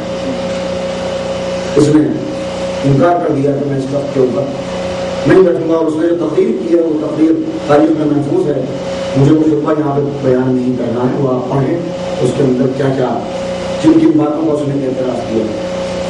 اس کے بعد یہ اپنے گھر کو واپس چلا گیا، ضبط کر دیا گیا زہر دے کر، اور اس وقت دمشق کا تخت خالی تھا دیواروں سے۔ یزید کا ایک کمشنر ہوا کرتا تھا، اس کا نام تھا زحاب ابن قیس، یزید کے سپاہیوں میں اس کو پورا نظم و نسق دیکھتا تھا، اور ایک اعتبار سے وزیر دفاع یا کمشنر کسی صورت حال اس کی تھی۔ جب اس نے یہ دیکھا کہ تخت خالی پڑا ہوا ہے اور ابھی کوئی سب لوگ دوسری طرف متوجہ ہیں، تو وہ اس تخت کے اوپر قابض ہو گئے، اور کچھ دن تک وہ اس تخت قابض رہا۔ یہ وہ موقع تھا یہاں پہ پہنچا ہے ابن زیاد ہر طرح سے کنارے کی صورتحال تھی، اور یہ تخت کے اوپر قابض تھا، یہاں پہ آیا۔ اب اس کے لیے مسئلہ یہ تھا کہ کوئی ایسا شخص تخت کے اوپر آئے جسے لانے میں اس کا کچھ ہاتھ ہو، تاکہ وہ اس کی باتوں کو مان سکے، یعنی ایک طرح سے چہرہ اس کا ہو لیکن اصل میں حکومت اس کی ہے۔ ایک پپٹ کی طرح اسی کو لانا تھا، اور اس کی نظر چاروں طرف دوڑی اور اس کی نظر گئی مروان ابن حکم، جو مدینے کی تاراجی کے بعد دمشق میں آ کر اس خیال سے رکا ہوا تھا کہ کوئی صورت حال بدلے یہاں پہ کچھ تو ممکن ہے میرے بیٹوں میں سے کسی کو کچھ حاصل ہو جائے۔ اب میرا طریقہ یہ کہ جب کسی کا نام آتا ہے تو اس کا پورا تعارف کراتا ہوں، لیکن یہاں پہ وقت کم تھا اس لیے چھوڑتا چلا ہوں، لیکن ایک بات بہت ضروری ہے یہاں پہ بیان کرنی۔ تاریخ میں دو ہستیاں ایسی ہیں کہ جن کے لیے پیغمبر اکرم نے فرمایا کہ اگر کبھی دیکھو کہ یہ تخت خلافت کی طرف بڑھ رہے ہیں اور اپنے آپ کو جانشین پیغمبر کہہ رہے ہیں، تو ہر مسلمان کے اوپر واجب ہے کہ انہیں قتل۔ ایک کا نام آپ تلاش کیجیے گا، ایک کا نام مروان ابن حکم، اور مروان ابن حکم اس میں سے وہ ہے کہ جس کے لیے پیغمبر نے فرمایا کہ مروان کو اگر میری جانشینی کا دعویٰ کرتے یا تخت خلافت کی طرف بڑھتے ہوئے دیکھو تو اسے قتل کر دینا، چاہے وہ خانہ کعبہ کے پردے میں بھی جا کر چھپ جائے۔ یعنی خانہ کعبہ کا پردہ، خانہ کعبہ کا مقام وہ ہے، وہ حدود حرم وہ ہے کہ جہاں چینٹی کی جان بھی نہیں لی جا سکتی، لیکن پیغمبر نے فرمایا چاہے کعبے کی حرمت ظاہر ہو جائے لیکن کسی قتل۔ شخص وہ ہے کہ جس نے ایک مرتبہ خواب دیکھا، تو خواب میں یہ دیکھا کہ میں محراب رسول میں کھڑا ہوا اور پیغمبر سجدے میں جس جگہ اپنی پیشانی رکھتے تھے وہاں پہ پیشاب کر رہا۔ یہ خواب اس نے ایک بار دیکھا، دو بار دیکھا، تین بار دیکھا، چار بار دیکھا۔ جب چار بار متواتر ایک ہی خواب کو دیکھا تو اس دور میں ایک بہت بڑے محقق تھے علامہ ابن سیرین، جو خواب کی تعبیر بتا دیا کرتے تھے۔ اور یہ بھی نوجوانوں کے لیے میں کیا کروں، مجھے جو ہے وہ بڑا مشکل ہوتا ہے چھوڑ کے چلنا چیزوں کو، لیکن علامہ ابن سیرین کی شخصیت خود ایسی ہے کہ ان کے اوپر بھی ایک پورا تقریر ہونی چاہیے۔ میں اشارتاً عرض کیے دیتا ہوں کہ یہ علم خواب کی تعبیر بتانے کا انہیں اللہ کی طرف سے ودیت کیا گیا تھا۔ کیوں ودیت کیا گیا تھا اس کے لیے بس ایک اشارہ کے اوپر سے بیان ہو ہی نہیں سکتی کسی بھی طرح سے، چاہے کتنے اچھے الفاظ کا انتخاب کر لیا گیا ہے۔ بعد وہ ہے نے یہ بتا دیا اس شخص کے پر نگاہ انتخاب گئی اور اس نے مروان سے کے پاس پہنچا اور کہا کہ یہ موقع بہت اچھا ہے، نے تمنا بھی کی ہمیشہ سے کہ تو خلیفہ وقت بن سکے، خلیفہ رسول بن سکے، میں تجھے یہ خلافت دینا سکتا ہوں، مگر ایک شرط ہے، حکومت کو ویسے چلانا پڑے گا کہ جیسے میں چاہوں۔ امام نے یہ سنا کہا کہ یہ کیسے ممکن ہے، ایسا کیسے ہو سکتا ہے؟ کہا ایسا ہو سکتا ہے کیسے؟ کہا جتنی دولت میں بسرے سے لے جائے وہ ساری دولت صرف کر دوں گا، جتنا میں اپنے مال سے لے کے لایا ہوں بہت دولت ہے، سب صرف کر دوں گا، ہم ساری فوج کو اپنے قبضے میں کر لیں گے، تو جتنے سپاہیوں میں اتنا دے دیں گے کہ وہ سب ہماری سپورٹ میں کھڑے ہو جائیں۔ جب فوجی تلواریں نکال کے کھڑے ہو جائیں تو عوام کر جائے کہا غور کر۔ اس نے پوچھا کیا یہ ہو سکتا ہے؟ کہ یہ پوچھ نہ سکے کیا یہ ہو سکتا ہے؟ اس نے کہا اپنا ہاتھ کھول، اس نے ہاتھ کھولا، اس نے ہاتھ رکھا، کہا یہ میں نے تیری محنت کی اور تو بن گیا۔ آپ دیکھ رہے ہیں خلافت الہیہ، اور اس کے بعد باقاعدہ طور پر سب کو بلا کے مال تقسیم کیا گیا، بیعت کرتے جاتے تھے، دولت دیتے جاتے تھے، آگے بڑھتے جاتے تھے۔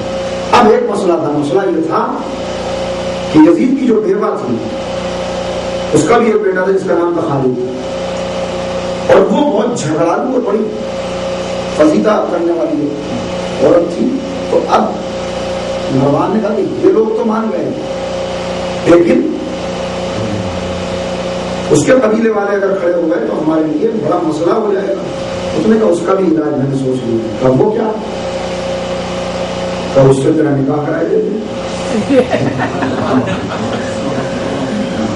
کہا وہ اس بات کے لیے تیار ہو جائے گی؟ کہا اسے تو میں پہلے ہی تیار کر کے آیا ہوں۔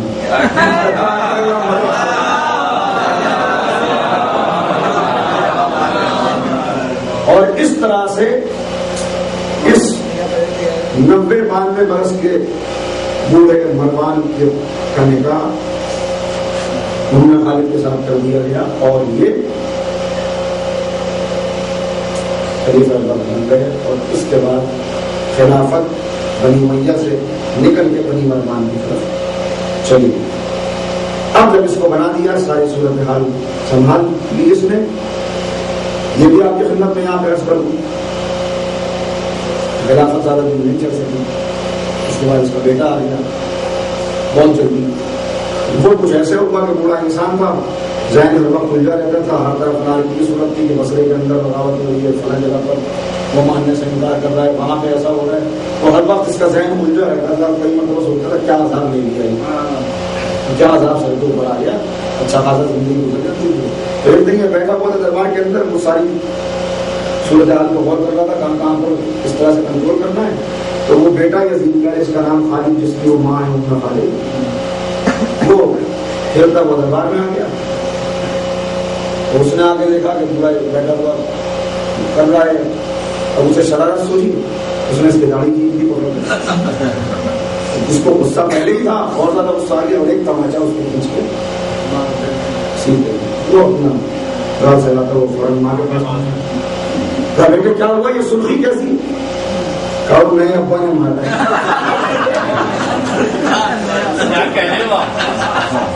اس کی اتنی جرأت بوڑھے کی کہ وہ میرے بیٹے کے اوپر ہاتھ اٹھائے، اچھا آنے دو آنے۔ اس کے بعد لکھا ہوا یہ ہے کہ جس حجرے کے اندر تو آ کے آرام فرماتے تھے، وہاں پر اس نے 10 موٹی موٹی کنیزوں کو بلا کے رکھا ہوگا، تم یہاں پہ رہو، اور جب میرا اشارہ پاؤ تو جیسے ہی یہ دربار سے تھکے ہوئے آئے، اس نے آ کے آرام سے آ کے لیٹے، اس نے پیر زمانا شروع کیا، بہت تھک گئے، بڑا کام کرتے ہیں۔ اس کے بعد اس کو لحاف اڑایا اور لحاف منتخب کیا، اس کے بعد ایک کے اوپر ایک دو تین لحاف کر کے ساری کنیزوں کو اشارہ کیا، وہ سب آئیں اور اس کے اوپر چڑھتے رہے، اس کے اوپر چڑھ کے بیٹھ گئی۔ کچھ دیر گزری، کتنی دیر تک زندہ رہ سکتا تھا، آخر دم گھٹا، اور اس طرح ان حضرت کا۔ اور ایک روایت جو میں نے یہاں پہ پڑھی ہے، جسے میں پورے وثوق کے ساتھ ابھی نہیں کہہ سکتا، اس لیے کہ اس کی سند پیچھے سے ابھی مل نہیں پا رہی ہے، لیکن دیکھیے وہ بیان کیے دیتا ہوں، اس لیے کہ بہرحال میں نے آپ کی خدمت میں عرض کیا تھا کہ پیغمبر نے کیا فرمایا تھا اس کے بارے میں، اور جو فرمایا تھا اس کی راضیہ بھی حضرت عائشہ ہے، انہوں نے فرمایا کہ یہ پیغمبر اس کے بارے میں یہ کہا کرتے تھے۔ لکھا ہوا یہ ہے اس روایت کے اندر کہ جب وہ بیٹھی رہی کچھ دیر تک اور یہ احساس ہو گیا کہ اب دم توڑ چکا ہے، تو کنیزیں اتری۔ اس کے بعد جب لحاف ہٹائے گئے تو گدے کے اوپر سے ایک مرا ہوا گرگٹ برآمد ہوا۔ صلوات پڑھنا،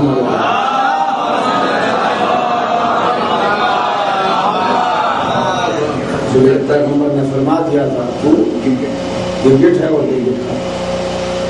تو ابھی تو یہاں پہ یہ اب ابن زیاد نے حکومت اس لیے حاصل کی تھی، اب اس سے فکر ہوئی کہ دوبارہ کوفے کو کسی طرح حاصل کیا جائے اور سلیمان کو قتل کیا جائے، اپنے بیٹے کی موت کا انتقام لیا جائے، اور یہاں سے اس نے 1 لاکھ کا لشکر لیا، اور 1 لاکھ کا لشکر لے کر یہ نکلا، اور جس جگہ کے اوپر یہ جنگ ہوئی اسے کہا جاتا ہے عین الوردہ۔ عین الوردہ کی جنگ کے نام سے یہ جنگ آپ کو مل جائے گی تاریخ طبری کے اندر بھی، دوسری تاریخ کے اندر بھی آپ دیکھیں گے یہ واقعات مل جائیں گے۔ عین الوردہ کے مقام پر یہ ادھر جناب سلیمان نے جو اور ادھر کوششیں کی تھی، میں نے عرض کیا کہ انہوں نے خط لکھا تھا جناب خلفائے امانی کے بیٹے کو کہ تم بھی کچھ کمک پہنچاؤ، کچھ 16,000 کا لشکر تیار ہو چکا ہے، 16 کہیں پہ 18 لکھا ہے، 12 اتنا لشکر تھا۔ ادھر سے جب یہ پہنچے تو ایک طرف 16,000 ہے، ایک طرف 1 لاکھ ہے، کیا کوئی مقابلہ ہو سکتا ہے؟ اور اس میں بھی لکھا ہوا ہے کہ جب یہ سفر کر رہے تھے، گزر رہا تھا، تو ابن زیاد بہت سیاست مدار ہوا، بہت چالاک۔ ابن زیاد کی جو سواری تھی اس کے چاروں طرف خصوصیت کے ساتھ میں سپاہی بہت زیادہ موجود تھے۔ تو ایسے میں یہ قافلہ گزر رہا ہے تو اس جگہ سے ایک دیوانہ آیا، آدھا رنگی سا بنا ہوا، اور وہ ایسی کودتا پانتا وہ لشکر کے اندر داخل ہو گیا. اب لوگ کہہ رہے ہیں کہ پکڑو اسے، پکڑو پکڑو. اب وہ اسے پکڑتے تو کبھی ادھر کودا ادھر کودا ادھر کودا ادھر کودا، اور اتنی دیر میں آ کے وہ جو جس ناقے کے اوپر وہ سوار تھا ایک چھلانگ اس میں لگائی، اس کے اوپر کودا اور اسے کھینچ کے نیچے اتار دیا. ابن زیاد کو لے کے اس کا نیچے اترنا تھا کہ وہاں سے سپاہی نکل کے آ گئے اور ابن زیاد کو گرفتار کر کے باقی لوگ دیکھتے رہ گئے کیا ہوا. گرفتار کر کے لے گئے. یہ جناب سلیمان کے سپاہی تھے. لیکن جب اسے لے کے گئے اس کو قتل کرنا چاہتے، اس نے کہا بھائی مجھے کیوں قتل کرتے ہو، میں تو غلام ہوں، میں غلام ہوں. اس نے تو اس طرح کے 4 ناقے بنوا رکھے ہیں، وہ کسی اور میں موجود ہیں. تو پتا چلا کہ اس طرح سے 1 لاکھ یہاں پہ پہنچ گئے. ادھر 16,000 ہیں. جنگ کا آغاز ہوا. جنگ مجھے کرنا نہیں ہے، بات کرنا ادھوری رہ جائے گی. بس اتنا عرض کیے دیتا ہوں کہ 1,16,000 کی جنگ کا نتیجہ یہ نکلا کہ ادھر سے 60,000 قتل ہو گئے اور ادھر سے 3,000 باقی رہ گئے. سمجھ میں آتی ہے؟ ایک طرف سے 3,000، ایک طرف سے 60,000 خرچ ہو گئے، خرچ ہو گئے. 40,000 یہاں سے بھاگے تو ابن زیاد نے اپنا سر پکڑ لیا کہ ان لوگوں کو کیا ہو گیا ہے. 16,000 کے لشکر کے مقابلے پر 60,000 قتل ہو کے آ گئے. اس لیے ادھر سے آنے والا آتا تھا جسے موت کی پرواہ نہیں ہے، جس نے یہ سوچ رکھا ہے کہ زیادہ سے زیادہ وہ قتل کرنا ہے، پھر قتل بھی ہو جانا ہے، تو اس کے لیے کیا مسئلہ ہے. آخر پھر فوج اکٹھی کی گئی اور اب جو فوج لے کر آیا عین البردہ کے مقام کے جو دوسری جنگ ہوئی اس کے اندر 2,40,000 2,40,000 ایک طرف ہیں، 3,000 ایک طرف ہیں. یہ فگرز بتائی جائیں تو یقین نہیں آتا اس کے اوپر کہ ایسا کیسے ہو سکتا ہے. لیکن ان 2,40,000 میں سے 30,000 مزید قتل ہو گئے اور ان 3,000 میں سے کچھ تو زخمی ہو کر واپس پلٹ گئے. اور جب جنگ کا 10واں دن تھا مجھے وہ بڑی صورتحال ہے. تو جنگ کا 10واں دن تھا، 2,10,000 ادھر موجود تھے اور ادھر کل 72 کچھ ایسے بھی تھے جو جا چکے تھے بیچ میں زخمی ہو کر. 72 باقی تھے. جناب سلیمان ابن سعود الخزاعی ابھی تک باحیات تھے. جنگ روک دی گئی. 90 دن کی رات پر جنگ روک دی گئی. 10 دن بھی آیا نہیں ہے، 10 راتیں گزر چکی ہیں. اور ان 72 کی حالت یہ تھی کہ یہ زخموں سے چوٹ تھے اور ان کے اندر اتنی قوت نہیں تھی مگر بہرحال زندہ تھے. آخر میں جب جنگ ہوگی تو سب سمٹ کے ایک دوسرے قریب آئے. اور اس وقت جناب سلیمان نے کہا کہ نہ جانے ہمارے مولا کو ہماری خدمت منظور نہیں ہے.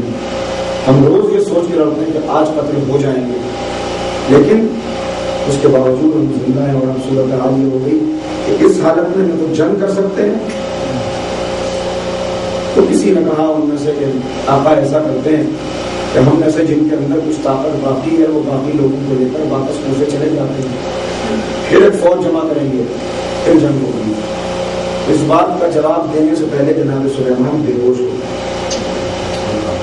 زخموں کی کثرت تھی لیکن اتنا ضعیف انسان بے ہوش ہو گئے. اور اب یہاں سے وہ بیان کرتے ہیں کہ انہوں نے خواب دیکھا کہ جنت کے باغوں میں سے باغ نہیں اور سامنے ایک حجرہ ہے جس کے اندر سے نور کی کرنیں نکل رہی ہیں. سب رنگ کا حجرہ ہے، نور کی کرنیں نکل رہی ہیں. وہاں تو کھڑے ہوئے حیرانی کے ساتھ دیکھ رہے ہیں تو کیا دیکھا کہ ایک شہزادی اس حجرے سے، اس محل سے برآمد ہوئی کہ جن کے کہتے ہیں کہ روح و داغ کا عالم نظا زندگی نگاہ نیچے ہو گئی. انہوں نے ادب سے سر اٹھا لیا. میں قریب آ کے کھڑی ہو گئی. میں نے ڈرتے ڈرتے پوچھا کہ بیوی آپ کون؟ انہوں نے جواب دیا کہ سلیمان میں زوجہ رسول خدیجہ الکبریٰ. تو مطلب انہوں نے کہا کہ بیوی ہم نے یہ خدمات اس لیے پیش کی، ہم چاہتے ہیں جان دے دیں مگر نہ قریب قتل ہوئے ہیں اور نہ بھی صلاحیت رہے کہ جنگ کر سکیں. اور یہ بھی نہیں معلوم کہ ہمارا یہ قدم ہمارے مولا کی بارگاہ میں قبول ہوا یا نہیں ہوا. ایک مرتبہ جناب خدیجہ نے آواز کی اے سلیمان ام المومنین ہے آپ. لفظ یہ ہے کہ اے سلیمان میرے بیٹے تو نے میرے دل کو ٹھنڈک پہنچا دیا اور سب سے بڑھ کے تو نے فاطمہ کی آنکھوں کو ٹھنڈک پہنچا. میں تیرے پاس اپنے حسن و حسین کا ایک پیغام لے کے آئی ہوں. وہ تجھے خوشخبری دیتے ہیں کہ کل شام ہونے سے پہلے تو اپنے تمام سپاہیوں کے ساتھ ہماری. اور اس کے بعد ایک مرتبہ دیکھا کا سلیمان کو تو بڑا زخمی ہو گیا. اتنا زخمی کیسے ہو گیا؟ ابھی بھی میدان جنگ میں تھا. تو انہوں نے ایک ظرف آگے بڑھایا کر لے اس کا پانی اپنے بدن پہ چھوڑ دیا. کہتے ہیں کہ مجھے نہیں معلوم، اتنا میں نے دیکھا تھا کہ سپاہی نے ہاتھ پکڑ کے ہلایا تھا. کیا ہوا؟ آپ ٹھیک تو ہیں؟ یہ چونک کے اٹھے. انہوں نے کہا کیا ہوا؟ کہا کہ آپ اپنے زبان سے کلمہ شہادت پر رہے تھے. اشہد ان لا الہ الا اللہ. میرا کہ یہ میں نے سنا. اس سے پہلے کہ میں اپنا خواب بیان کرتا ذرا پونیوں کو زور دے کے اٹھا تو کیا دیکھا کہ وہ ظرف جو خواب میں جناب خدیجہ نے دیا تھا وہ میرے سر آنے لگا.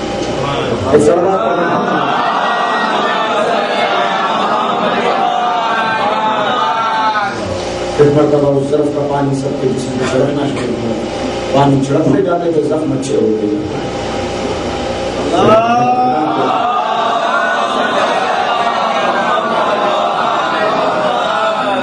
جناب سلیمان نے آواز دے دیتا کہ ہماری یہ صحیح قبول ہو گئی بارگاہ عصمت میں، اور یہ بشارت دے دی گئی ہے کہ کل شام ہونے سے پہلے بیٹھے ہم اپنے آپ کی خدمت میں ہوں گے.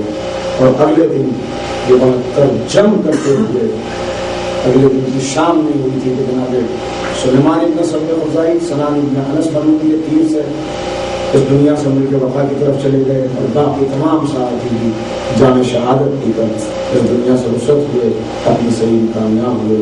اور یہ تذکرہ یہاں ختم ہوا. انا للہ و انا الیہ راجعون. ایک مرتبہ صلوات پڑھ رہے.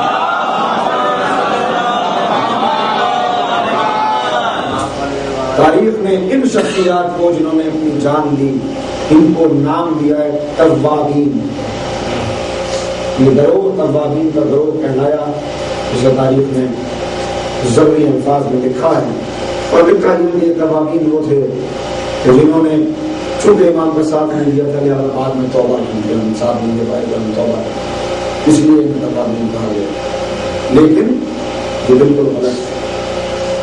بعض حقائق جنہیں توڑ دیا گیا اس کے اندر یہ لوگ اس لیے توابین نہیں کہلاتے کہ انہوں نے توبہ کی تھی، انہوں نے ساتھ نہیں دیا. اس لیے کہ ان میں سے تو اکثر وہ تھے جو ظاہر ہے کہ باقی فوجیں بھی آتی رہی، 20-30 ہزار کا مسئلہ شہید ہوا ہے. لیکن گروہ میں توابین میں سب سے پہلا نام جناب سلیمان کا لکھا جاتا ہے. اگر دوسرے لوگوں کو توابین کہا بھی جائے جو اور لوگ ہیں تو جناب سلیمان کو اس اعتبار سے توابین نہیں کہا جاتا. توابین انہیں اس لیے کہتے ہیں کہ جنگ صفین میں مولا کائنات کے ہاتھوں پر ان لوگوں نے ایک لمحہ ایسا آیا تھا جنگ میں کہ جس وقت 2 گروہ بن گئے تھے. کیا کیا جائے؟ اس لیے کہ نیزہ کے اوپر قرآن بنے. اس وقت شاید یہ لوگ بھی کسی کچھ کے ذہن میں بھی کچھ ایسا خیال آ گیا تھا کہ بعد میں انہوں نے مولا کائنات کے ہاتھ پر توبہ کی کہ مولا ہم معاف کر دیے، ہم بھی شاید سازش کا شکار ہو گئے تھے، اور وہاں سے انہیں توابین. اصل مسئلہ یہ ہے کہ وہاں سے توابین کا یہ گروہ چلا جن کا ادھر تو ان کا خاتمہ بالخیر ہوا، ادھر اب واپس چلتے ہیں. اب کہاں چلے؟ اب تو وقت بہت کم بچا ہے. اگر سروات مل کے پڑھیں تو ایک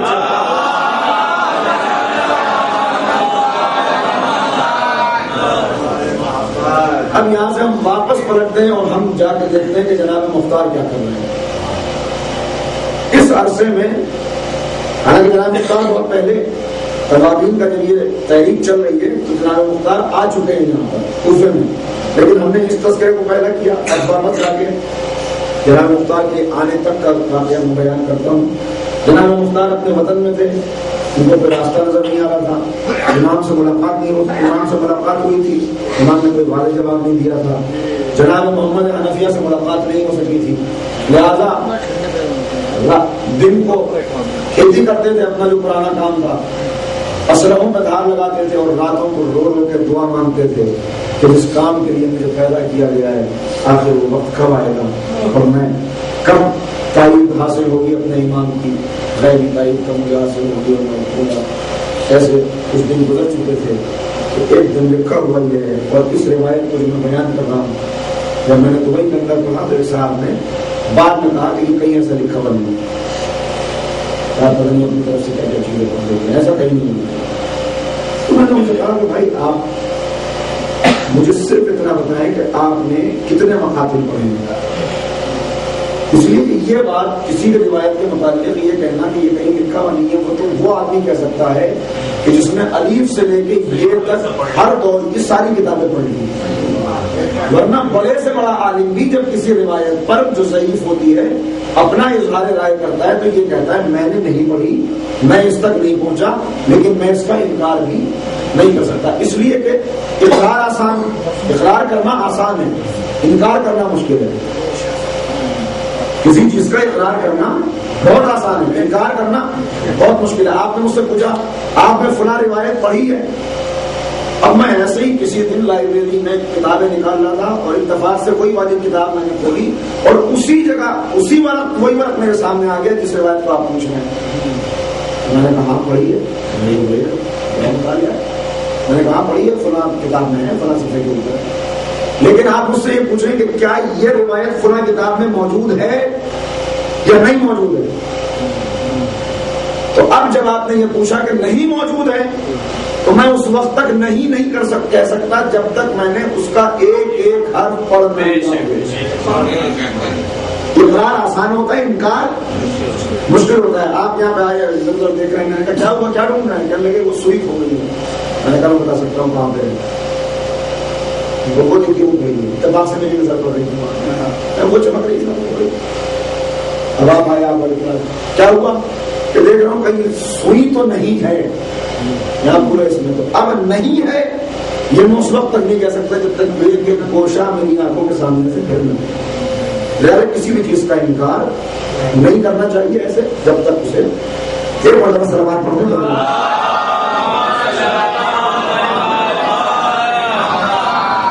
یہ میں نے اس لیے بات بیان کر دی کہ یہ اتنی اہم روایت ہے کہ اکثر لوگ اس سے شک میں مبتلا ہو جاتے ہیں کہ ہے بھی ایسا کہ نہیں، مگر میں آپ کی خدمت میں بیان کروں اس کا راوی مختار کا بدترین دشمن ہے، وہ اس وقت معلوم دشمن نے روایت کی ہے، دوست کی ہوئی روایت نہیں ہے، تو اس کے اوپر یہ شک کر لیا جائے کہ اس میں دوستی میں یہ بات بیان کریں، دشمن نے بیان کیا ہے، دوست بھی تھے لیکن دشمنوں راویوں نے دشمن کا نام دیا کہ وہ بیٹھا ہوا تھا، اس نے کہا کہ ہم بیٹھے ہوئے تھے جناب مختار کے ساتھ میں، تو ایک شخص بشکل مسافر داخل ہوا، اس کے لباس سے پتہ چلتا تھا طویل سفر طے کر کے آیا، اور اس نے آ کے بڑے احترام سے سلام کیا اور کہا کہ آپ لوگوں سے مختار کون، اسی لیے وہ واقعی نہیں ہے۔ جناب مختار نے کہا کہ بھائی مختار میں ہوں، تو اس نے اور زیادہ ادب کے ساتھ میں جھک کے سلام کیا اور کہا کہ میں آپ کی ایک امانت آپ تک پہنچانے کے لیے آیا ہوں۔ کہا کہ کون سی امانت؟ ایک مرتبہ اس نے جواب دینے کے بجائے اپنے لباس سے ایک صندوق نکالا اور اس کو کھولا، اس کے اندر کپڑے کرتے کئی تہے اس نے کھولی اور اس کے بعد اس میں سے ایک خط نکالا اور کہا اے مختار ابن ابو عبیدہ ثقفی، یہ تمہارے نام رسول اللہ کا خط ہے،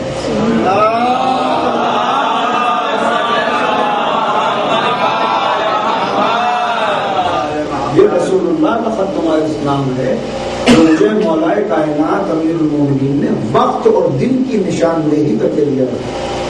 آج کا وقت، آج کا دن اور آج کا یہ وقت بتایا تھا کہ میں اس وقت پر یہ تمہارے حوالے کروں۔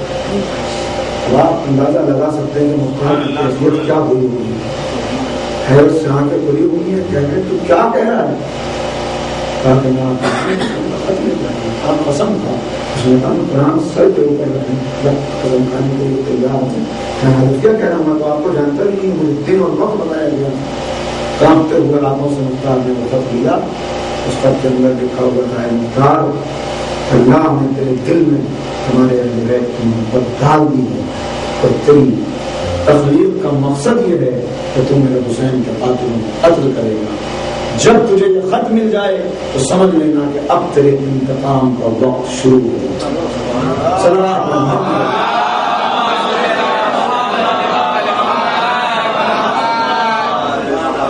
ابھی ایک بار 2 بار 3 بار اس وقت پڑھا، آنکھوں سے آنسو جا رہے ہیں، آپ کام کریں گے کیا میں سنایا کو کہ میرا رسول مجھ کو پیغام دے، جس میں جو رسول کے اتنے بعد میں پیدا ہوا ہے، جو رسول جس نے اپنی ہوش میں زیارت بھی نہیں کی، اس لیے میں نے اس کیا 1 ہجری میں ولادت ہوئی تھی، جب لے کے گئے تھے تو پیغمبر نے کہا کہ وہ میرا تیرا یہ بیٹا بڑا ہو کر میرے حسین کے قاتل کو قتل کرے گا۔ خبر اس وقت دے دی تھی جب ولادت ہوئی، اس خط کو لیا، اب سارے وسوسے نکل گئے، حوصلے جوان ہو گئے، اور جناب مختار اسی وقت اپنے وطن کو چھوڑ کر جناب مختار نے سفر اختیار کیا اور آپ سب سے پہلے کربلا کی طرف چلے، اس لیے کہ اب جب بھی حق کے اوپر کسی تحریک کا آغاز ہوگا روشنی کربلا سے ملے گی، کربلا کے بغیر کوئی حق کے قائم کرنے کے لیے، عدل کے قائم کرنے کے لیے تحریک کامیاب نہیں ہو سکتی۔ وہاں پہنچے کربلا، آج جیسا کربلا نہیں ہے، خاک کے اوپر کچھ بکھری ہوئی قبریں ہوئی، حکمت جناب مختار نے اپنے آپ کو گرا دیا اور اتنا گریا کیا کہ پورا وجود چیخوں کے اندر تبدیل ہو گیا۔ آئے مولا میں نے ان آنکھوں سے کیا کیا دیکھا، میں تو اس لیے مسلم کی مدد کرنے کے لیے گیا تھا کہ باہر سے لشکر لے کے آؤں گا، اگر میں ہوتا تو میں اسی وقت یا تو شہید ہو جاتا یا جناب مسلم کا تو اس طرح سے شہید نہ ہونے دیتا۔ مولا اس کے بعد میں نے کیا کیا دیکھا، قید خانے کے اندر رہا، میری آنکھوں نے زینب کو رسول پڑوسیوں سے مولا یہ کہتے اٹھے اور اتنا طرح یہ قسم کھا کر کے مولا اب میں جاتا ہوں آپ کے قتل میں قتل کروں گا، ایک دن کا انتقام لوں گا، چن چن کروں گا۔ اور یہاں سے آپ نے پھر واپس سفر اختیار کیا اور اب تلاش کرنا شروع کیا جناب محمد حنفیہ۔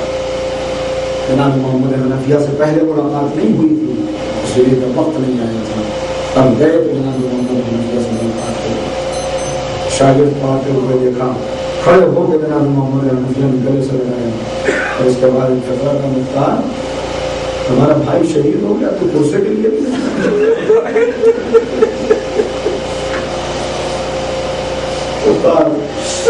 کرتے رہے، روتے رہے، حالات بتاتے رہے، مولا کیسے آپ، میں تو اس طرح سے قید خانے کے اندر تھا۔ وہاں سے نکلا تو اس کے بعد امام سے ملاقات ہوئی، آپ سے ملاقات نہیں، ساری باتیں بتاتے رہے، جو ہم بیٹھے ہوئے روتے رہے۔ اس کے بعد کہا گیا آقا میں سیدھا آپ کی خدمت میں آیا ہوں کہ آپ مجھے لے کے میرے امام کے پاس ہوئی۔ یہاں سے روایت میں ذرا سا اختلاف ہے، ایک روایت یہ کہتی ہے جناب محمد حنفیہ جناب مختار کو اپنے ساتھ لے کے گئے، دوسری یہ کہتی ہے کہ لے کے نہیں گئے بلکہ خود گئے اجازت لینے کے لیے، پر جو بھی صحیح ہوگا یہاں سے چلے گئے۔ اور جب رات کی تاریخی میں چلے ہیں تو ایک مرتبہ جناب مختار کہتے ہیں کہ آقا چلیے آپ گھوڑے کے اوپر سوار ہو جائیے، تو پھر جناب محمد حنفیہ نے اپنی سر چھپا لیا اور عجیب و غریب فقرہ پڑا، اے مختار جب سے میں نے یہ سنا ہے کہ میرے بھائی کی لاش گھوڑوں سے پڑ اس وقت سے میں نے گھوڑے کی سواری کرنا چھوڑ گھوڑے کے اوپر سوار نہیں ہوں گا۔ کسی طرح دونوں امام کی خدمت پر پہنچے، جب امام کے پاس پہنچے اس وقت عالم یہ لکھا ہے جب امام کا انداز بالکل بدلا ہوا تھا، کھڑے ہوئے بھائی چچا کا استقبال کیا، مختار کو بلایا، آؤ مختار۔ مطلب مختار کہتے ہیں کہ آقا کا مختار تو نہیں جانتے، اگر کچھ دن ہم نے ایک لفظ بھی کہہ دیا ہوتا تو تمہارے سر و تن میں جدائی ہو جاتا، اس لیے کہ ہمارے دربار ہماری بزم کے اندر سارے جاسوس بیٹھے ہوئے اور ایک لمحہ بھی ایسا نہیں ہے کہ جب جاسوسوں سے نکل گیا ہونا تو اس کے بعد جناب محمد حنفیہ کہتے ہیں کہ مختار کے ارادے یہ ہیں۔ اب یہاں سے میں آپ کو متوجہ کرنا چاہتا ہوں ایک خاص بات، ایک ہوتا ہے قصاص لینا، ایک ہوتا ہے انتقام لینا، دو بات۔ ان دونوں سے پہلے ایک یہ بات آپ کی خدمت میں عرض کر دوں، میں نے عرض کیا تھا کہ شیعہ ہر درجے کا الگ، سب کے درجات ایک جیسے نہیں، کیا عقیدہ ہے کہ سب ایک درجے کے ہیں، اسی طرح شیعوں کے معیار پر اہل بیت کو نہ دیکھیے، اہل بیت کا معیار کچھ اور ہے۔ ہر مسلمان کو یہ حق ہے کہ اگر کوئی مجھے کسی نے جرم کیا ہے، کسی نے قتل کیا ہے تو اس کا قصاص لے سکتا ہے، اس کا خون بہا یا تو خون بہا لے لے یا قتل کر دے، قصاص لے لے، لیکن معصوم کا طریقہ اس سے بالکل الگ معلوم ہوتا ہے. مولا کائنات وصیت کرتے ہیں کہ میرے لال اگر میں زندہ رہ گیا تو مجھے اختیار ہے کہ اپنے قاتل کو کیا سزا دوں، اور اگر میں جہاں پر نہ ہو سکا اور میری شہادت ہو گئی تو اس کے بعد اگر میرے قاتل سے قصاص ہو گئی تو ایک کے بدلے میں ایک ہی سزا. اور میں نے ابھی آپ کی خدمت میں عرض کیا کہ اہل بیت کا اعلیٰ کردار یہ ہے کہ اہل بیت اکثر قاتلوں کو بھی معاف کر دیا، معاف کر دیتے ہیں. یہاں پہ یہ سوال پیدا ہوتا ہے بیٹا مانگنے کھاتے تو قصاص کرنا، اور وہ پورے سیاسی حالات ہیں. اس کے لیے مجھے پوری ایک تقریر چاہیے کہ میں آپ کو بتا سکوں کہ کیا حالات ہیں، مگر صرف اتنا عرض کرتا ہوں کہ سب کی ذمہ داریاں الگ الگ ہیں، سب کی ذمہ داریاں الگ الگ ہیں. اہل بیت تلوار اٹھاتے، تلوار امام حسین کے علاوہ کسی اور نے کیوں نہیں اٹھائی؟ جبکہ دشمنوں نے یہ تانا دیا، تاریخ کے اندر یہ تانے موجود ہیں کہ ہم نے کربلا میں حسین کو نعوذ باللہ نقل کفر کو مناباشت ایسی سزا دی کہ اس کے بعد حسین کی اولاد میں کسی میں یہ جرت نہ ہو سکی کہ ہمارے خلاف تلوار اٹھائے. حالانکہ یہ بات بھی بالکل غلط ہے. زید شہید کون تھے؟ یحییٰ ابن زید کون تھے؟ پوری ایک تاریخ موجود ہے، 61 انقلاب ہے. مگر خیر میں اس بحث کو چھوڑتا ہوں. میں صرف یہ عرض کرتا ہوں کہ امام حسین نے کیوں تلوار اٹھائی. امام حسین کے تلوار اٹھانے کا مقصد صرف یہ تھا کہ دین پہ وقت آ گیا. جب اپنی جان پہ وقت آتا ہے تب تلوار نہیں اٹھاتے، جب دین پہ وقت آتا ہے تب تلوار اٹھاتے. جب دین کا احیاء ضروری ہو جاتا ہے. اگر حسین کی قربانی نہ ہوتی تو آج کسی شاعر نے کہا ہے، سچ کہا ہے کہ ساری دنیا یزید ہوئی، یزیدیت پہلی ہوئی ہوتی ہے. تو یہاں مسئلہ. اب امام سے یہ پوچھا، یہاں پہ میں امام کا جواب بتا رہا ہوں جس سے بالکل بات واضح ہو جائے گی. تو پوچھتے ہیں مولا مختار کے ارادے کے ہیں، مختار انتخاب لینا چاہتا ہے. اس وقت امام نے جو حدیث بیان کی ہے، امام کہتے ہیں اگر کوئی غلام ترکی بھی ہمیں اہل بیت میں سے کسی کو قتل کرتا ہے تو ہر مسلمان پر واجب ہے کہ اس کا انتقام دے. تو امت کا فرض الگ ہے، اہل بیت کا فرض الگ ہے. امت کا مقام الگ ہے، اہل بیت کا مقام، ان کے فرائض الگ ہے. یہ نہ سوچیے کہ وہ کیوں نہیں اٹھے، اس لیے کہ ان کے فرائض الگ ہیں. ابھی بہت کام کرنے ہیں. اگر وہ بھی اٹھ جاتے پھر جنگ ہی چلتی رہتی. حسین نے تلوار چلانے کا سلیقہ سکھا دیا، مر کے جینا سکھا دیا، معیار قائم کر دیا. بس جتنی ضرورت تھی اتنا کام کر دیا. اگر ہر یزید کے مقابلے پر حسین ہی اٹھتے رہے یا اولاد حسین ہی اٹھتی رہتی تو کتنے حسین آئیں گے؟ بھائی 12 حسین کے بعد تو سلسلہ ختم ہو جائے گا. پھر اس کے بعد جو یزید آئے گا پھر کہاں سے حسین لائے گا؟ لہذا حسین نے انداز بتا دیا کہ جب یزیدیت یہ طرز اختیار کرے تو یزیدیت کے خاتمے کے لیے کیا کرو. اور یہ عرض کر دوں گا آپ کی خدمت میں کیا کیا امام حسین نے. اب بات تشنا رہی جاتی ہے اور اگر بیان کروں تو طول کا خطرہ ہے، تنگی وقت دامنگیر ہے، باتیں ایسی ہیں. لیکن 2 منٹ اور یہاں پہ روپئے میں تھوڑا سا لگا دیا.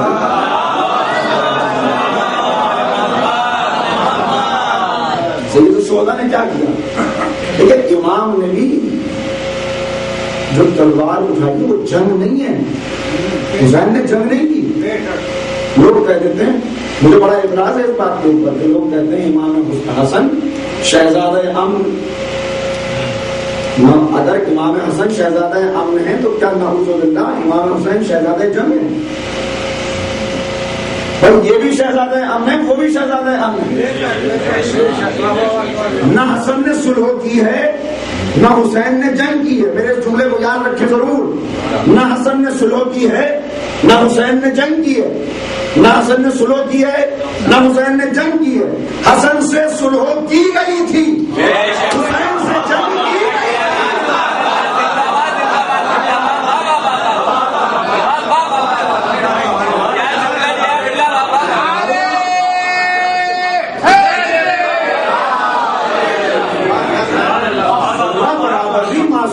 کردار میں فرق نہیں ہے. جہاں دشمن صلح کے لیے آمادہ ہو گیا، اب شریعت کو اگر خطرہ نہیں ہے اور یہ موجود ہے تو وہاں پر مشیت مشیت الہی کا تقاضا یہ ہے کہ سلو کر لیں. دشمن آمادہ ہے، انہوں نے سلو کر لی. اگر یہاں بھی دشمن سلو کی بات کرتا اور بیعت کا مطالبہ نہ کرتا تو حسین بھی سلو کر لیتے. اور وہاں بھی اگر سلو کی جگہ بیعت کی بات کی جاتی تو فاتح کربلا حسین نہ ہوتے، فاتح کربلا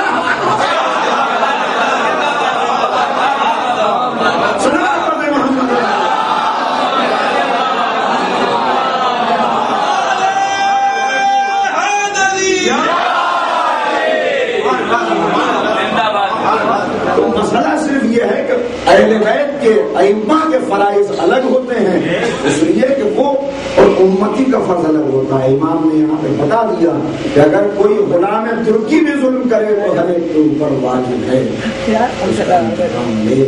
اس لیے کہ نبیوں کا قتل کرنے والا کیا اس سے کوئی انتقام نہیں لے گا؟ نبی زادوں کا قتل کرنے والا کیا امت؟ آپ زیارت وارثہ میں پڑھتے ہیں لعن اللہ امتن قتلت کا، ولعن اللہ امتن ظلمت کا، ولعن اللہ امتن سمعت رضیت پہ جال کا، جو اس کے اوپر جنہوں نے سنا اور اس کے اوپر. تو کیا امام حسین کا انتقام ہو گیا؟ توجہ فرمائیں، امام حسین کا انتقام ہو گیا؟ کیا مختار نے انتقام لے لیا؟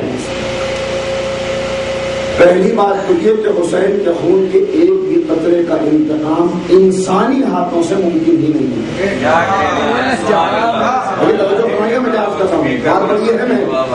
انسانی ہاتھوں سے حسین کے خون کے ایک قطرے کا انتقام بھی ممکن نہیں ہے. اور اگر اسے آپ انتقام کہنا بھی چاہیں تو انتقام کہاں سے پورا ہوا جبکہ یزید کو تو قتل ہی نہیں کیا مختار نے. اور یہاں زیارت وارثہ اور روایات زیارت وارثہ ذات روایات موجود ان کا اگر آپ مطالعہ کریں تو اگر ایک ضرور میں یزید کیا جانچ کروں ناقہ صالح کو قتل کیا گیا. حضرت صالح کے ناقے کو قتل کیا گیا، پوری امت کے اوپر ہوا. اور شاہ عبدالحق محدث دہلوی تحریر فرماتے ہیں کہ جیسے امت صالح کے لیے ناقہ معجزہ تھا، ایسے ہی امت رسول کے لیے وجود علی ابن ابی طالب معجزہ تھا. لیکن توجہ فرمائیے گا، بڑی اہم بات ہے جو عرض کر رہا ہوں، بس 1-2 منٹ کے اندر موضوع سے ہٹی ہوئی ہے لیکن ہٹی ہوئی بھی نہیں ہے. جیسے وہ معجزہ تھا ویسے یعنی اس کے بعد خود ہی سوال اٹھاتے ہیں، کہتے یہ عجیب بات ہے کہ ناقہ صالح قتل کر دیا گیا تو اس کے بعد اللہ کا عذاب آ گیا. علی کا خون مسجد میں بہ گیا، اللہ کی طرف سے کوئی عذاب نہیں آیا. جبکہ یہ بھی معجزہ ہے وہ بھی معجزہ ہے. تو جیسے اس معجزے کو قتل کرنے کے بعد عذاب آ گیا تھا، یہاں بھی عذاب آ جانا چاہیے تھا. کیوں نہیں آیا؟ اس کا جواب انہوں نے خود لکھا. انہوں نے کہا اس لیے نہیں آیا، وہاں عذاب اس لیے آ گیا، وہاں عذاب اس لیے آ گیا کہ حضرت صالح کی قوم قاتل پر لعنت نہیں کرتی تھی.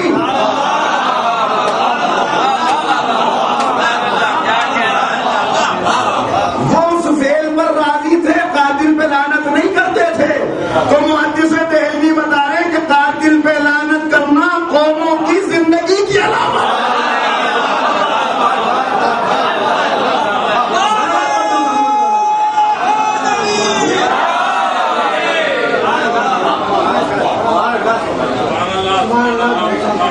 آپ کو یہ بھی اندازہ ہو گیا ہوگا کہ میں صرف مختارنامہ نہیں پڑھتا، میں دوسری طرح اکثر جگہ پر یہ ہوتا ہے کہ وہ اچھا وہ تو مختارنامہ پڑھتے ہیں، مجھے دوسرا موضوع پہ پڑھنے نہیں دیتا. میں کہتا ہوں دوسرا بھی تو کچھ پڑھنے دو.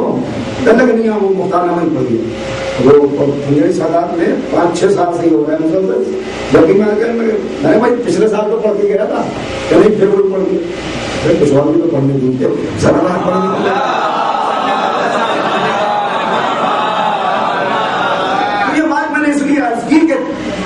اس کا آپ یہ نہ سمجھیں کہ میں بے تعلق ہو کے کوئی بات کا یہ موضوع سے، میں صرف یہ عرض کرنا چاہ رہا ہوں کہ انسانی ہاتھوں سے انتقام ممکن نہیں ہے. وہاں اس لیے عذاب آ گیا.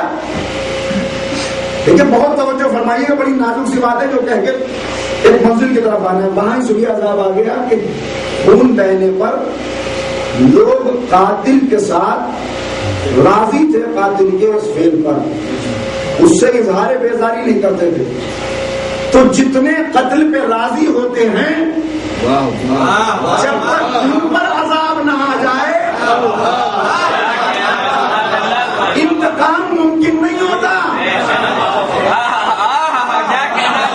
اسی لیے دنیا میں انتقام اس وقت ہوگا جب امام عصر آئیں گے، اس لیے صرف انہیں آج نہیں ماریں گے جو وہاں مقابلے پہ تھے، انہیں بھی ماریں گے جو آخر تک راضی رہے.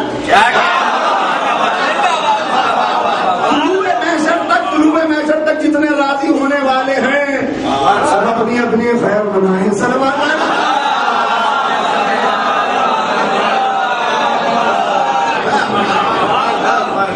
قتل پر راضی ہونا یہ بھی قاتل کا ساتھ دینے جیسا ہے. میں نہیں کہنا بلکہ یہ قوم صالح کا قوم سمود کے اوپر آنے والا عذاب اس کی باتیں بتا رہی ہے. تو بھی کہاں انتقام ہوا؟ ہاں یہ کہا گیا کہ اصل میں جناب مختار نے انتقام نہیں کیا بلکہ قاتلان حسین کو اس فعل قبیح میں شریک ہونے کی سزا دی ہے.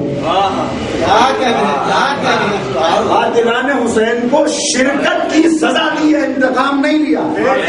انتقام تو منتقم خون حسین کو لینا ہے جو پردہ غیب میں ذوالفقار لیے.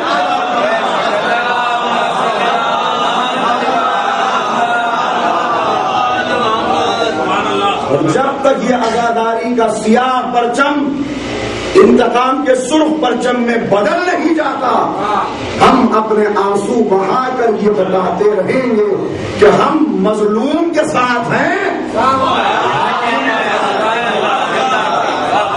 ہمارا تعلق مظلوم سے ہے. جناب مختار کو اجازت نہیں، مگر امام نے فرمایا کہ میں اس معاملے میں اپنے چچا کو ولی امر بناتا ہوں، جو بھی آپ کا حکم ہوگا اسے میرا حکم سمجھا جائے گا. خود بھی جناب محمد حنفیہ نے فرمایا کہ اگر اس بارے میں تم سے دوبارہ ملاقات ہوئی تو اب تم ہمارے چشم و چراغ ہو، وقت کے امام ہو، لہذا پورے اختیارات جناب محمد حنفیہ کو دے دیے. اور یہاں سے واپس جناب محمد حنفیہ کے گھر آئے جناب مختار، تو جناب محمد حنفیہ نے 50 خطوط لکھے اہل کوفہ کے نام. اہل کوفہ میں جن کے اوپر بھروسہ تھا، جو باقی رہ گئے تھے، ان کے نام 50 خطوط لکھے اور کہا کہ اے مختار، میں تمہیں اس امر پر معین کرتا ہوں امام کی طرف سے جو اختیارات مجھے دیے گئے ہیں. اب تم جاؤ، اس تحریک کا آغاز کرو، ان 50 لوگوں سے ملاقات کر کے زمین کو ہموار کرو. اور یہاں سے جناب مختار کوفے کی طرف چلے. اور ایک راوی جو آپ کے ساتھ ساتھ چل رہا تھا وہ بیان کرتا ہے، اس کا تذکرہ اس لیے کر رہا ہوں کہ یہ پھر اس کی بات آگے وہ بیان کرتا ہے کہ جناب مختار چل رہے تھے اور غیظ کے عالم میں تھے. آپ کی آنکھ زخمی ہو چکی تھی، جیسے جناب مالک اشتر کی آنکھ زخمی ہوئی تھی. آپ کو اشتر اسی لیے کہا جاتا ہے کہ پلکیں آپ کی کٹ گئی تھی، نام مالک تھا. تو یہ اسی طرح آپ کو جانتے کہ اس وقت پیشانی کے اوپر اس نے جو مارا تھا تو اس کی وجہ سے یہ بھونک پوری کٹ گئی تھی اور ایک آنکھ کی بینائی بھی کچھ کم ہو گئی تھی، اس کے اوپر یہ اثر پڑا تھا. تو وہ کہتا ہے کہ میں نے دیکھا کہ ایک شخص جس کی آنکھ کی یہاں پہ زخم میں کٹا ہوا ہے، کہتا ہے میں اس وقت پہچانا نہیں تھا، بعد میں پہچانا تھا نہیں بھائی. تو میں نے دیکھا کہ وہ چلا جا رہا ہے اور جوش کے عالم میں گھوڑے کے اوپر بیٹھا ہوا ہے اور جیسے اپنے آپ سے گفتگو کر رہا ہے کہ میں کوفے کی سے نہیں بچاؤں گا، ایک کو نہیں چھوڑوں گا، ایک ایک قتل کا انتقام لوں گا، قسم میں آ رہا ہوں اہل کوفہ، مجھے اجازت مل گئی ہے، مجھے تعین معصوم کی حاصل ہے. یہ ساری باتیں ایک مرتبہ متوجہ ہوا. اس میں آگے آگے کہا کہ بھائی تم کون ہو؟ کہا کہ میں مختار ابن ابی وجہ سے پڑھوں. اور تم کیا کر لو گے؟ اتنا جوش کے اندر اتنی باتیں بناتے ہوئے جا رہے ہو، کیا کر لو گے؟ جناب مختار نے کہا آج کا دن اور آج کی تاریخ لکھ کے رکھ دیا. آج کا دن وہ کہتا ہے کہ میں نے لکھ کے رکھ لیا، مگر میں یہاں تک کیوں لایا؟ اس راوی نے آگے کارنامہ بھی انجام دیا، وہ بھی آپ کو بتانا ہے. اور یہ اس نے کہا کہ تم کیا کر لو گے اکیلے، یہ اکثر ایسا ہوتا ہے. ہم معاشرے میں کوئی کام کرنا چاہتے ہیں تو فوراً پہلی آواز یہ آتی ہے تم اکیلے کیا کر لو گے. سب لوگ بیٹھے رہتے ہیں کہ ہم اکیلے کیا کر لیں گے. اگر سب اکیلے اٹھ جائیں تو ایک پورا گروہ بن جائے, ایک لشکر بن جائے. مگر سب انتظار کر رہے ہیں کوئی دوسرا اٹھے, اس چکر میں کوئی نہیں اٹھتا ہے. یہ جناب مختار کہہ رہے ہیں کہ دن لکھ لے اور تاریخ لکھ لے, میں اکیلا ہوں آج لیکن میں کل اکیلا نہیں رہوں گا. میں انقلاب یہاں پہ لے کے آؤں گا, بڑی منظر کے سب کو قتل کروں گا. یہ کہتے ہوئے جناب مختار کوفے کی طرف روانہ ہوئے. کوفے میں داخل ہوئے, انہوں نے لوگوں کو خبر دی کہ مختار آ رہے ہیں, وہاں سے اطلاع دی. اور اس کے بعد ایک عجیب صورت حال کی مختار آ رہے ہیں. تو ایک شخص جو بارے میں لکھا گیا تو اس نے کہا کہ مختار یہ کہتے ہیں میں ابن زیاد کو قتل کر دوں گا. دوسرے نے کہا کہ کیا کر لیں گے اکیلے. دوسرے نے پلٹ کے جواب دیا کہ معلوم نہیں ہے, نہ اب ابن زیاد حاکم ہے نہ اب مختار قیدی ہے. زیادہ حاکم ہے نہ مختار قیدی ہے. لہٰذا دیکھو کہ یہ میری کیسے چلتی ہے اور کیا ہوتا ہے. اس طرح جناب مختار داخل ہوئے اور اپنے اسی گھر میں واپس آئے کہ جہاں پر جناب مسلم تعلق کرتے ہیں.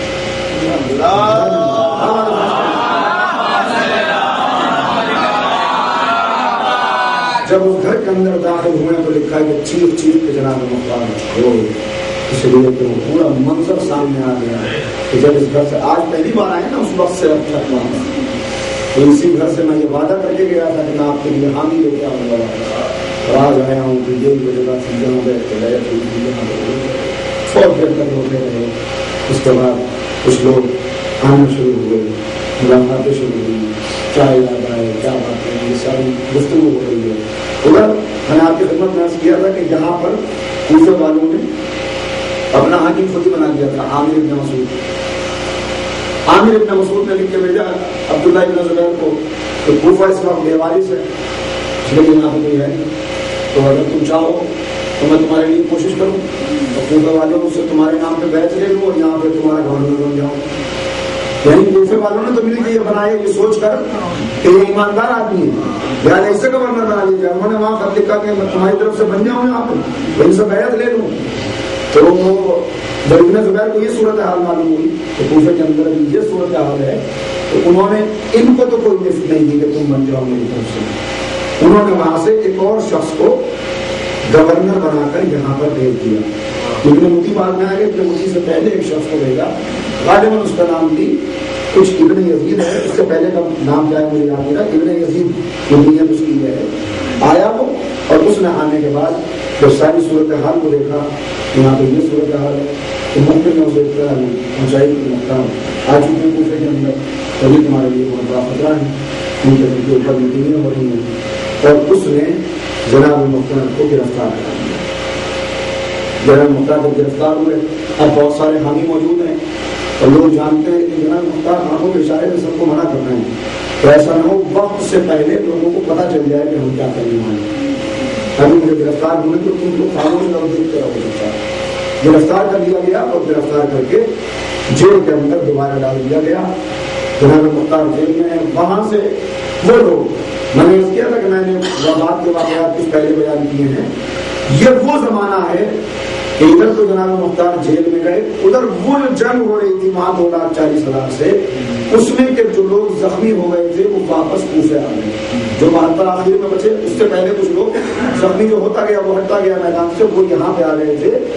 یہاں پہ آنے کے بعد انہیں پتہ چلا کہ مختار قید کے اندر ہیں, اور یہاں آ کے ان لوگوں کو اس بات کا اندازہ ہوا کہ مختار کی پالیسی حضرت سلیمان ابن سعد خزائی کی پالیسی سے بہتر تھی.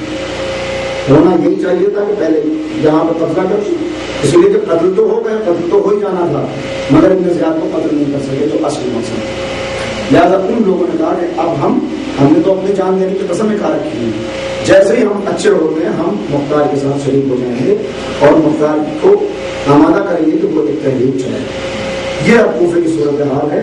یہاں سے انشاءاللہ کل گفتگو کا میں آغاز کروں گا, اور جہاں تک بھی ہماری گفتگو پہنچ سکی وہاں تک پہنچ کے جو میں نے کر دیا کہ گفتگو مکمل نہیں ہو سکتی, باتیں بہت زیادہ ہیں, مگر چند مناظر ضرور آپ کو دکھا کر گفتگو کو ختم کر دوں گا.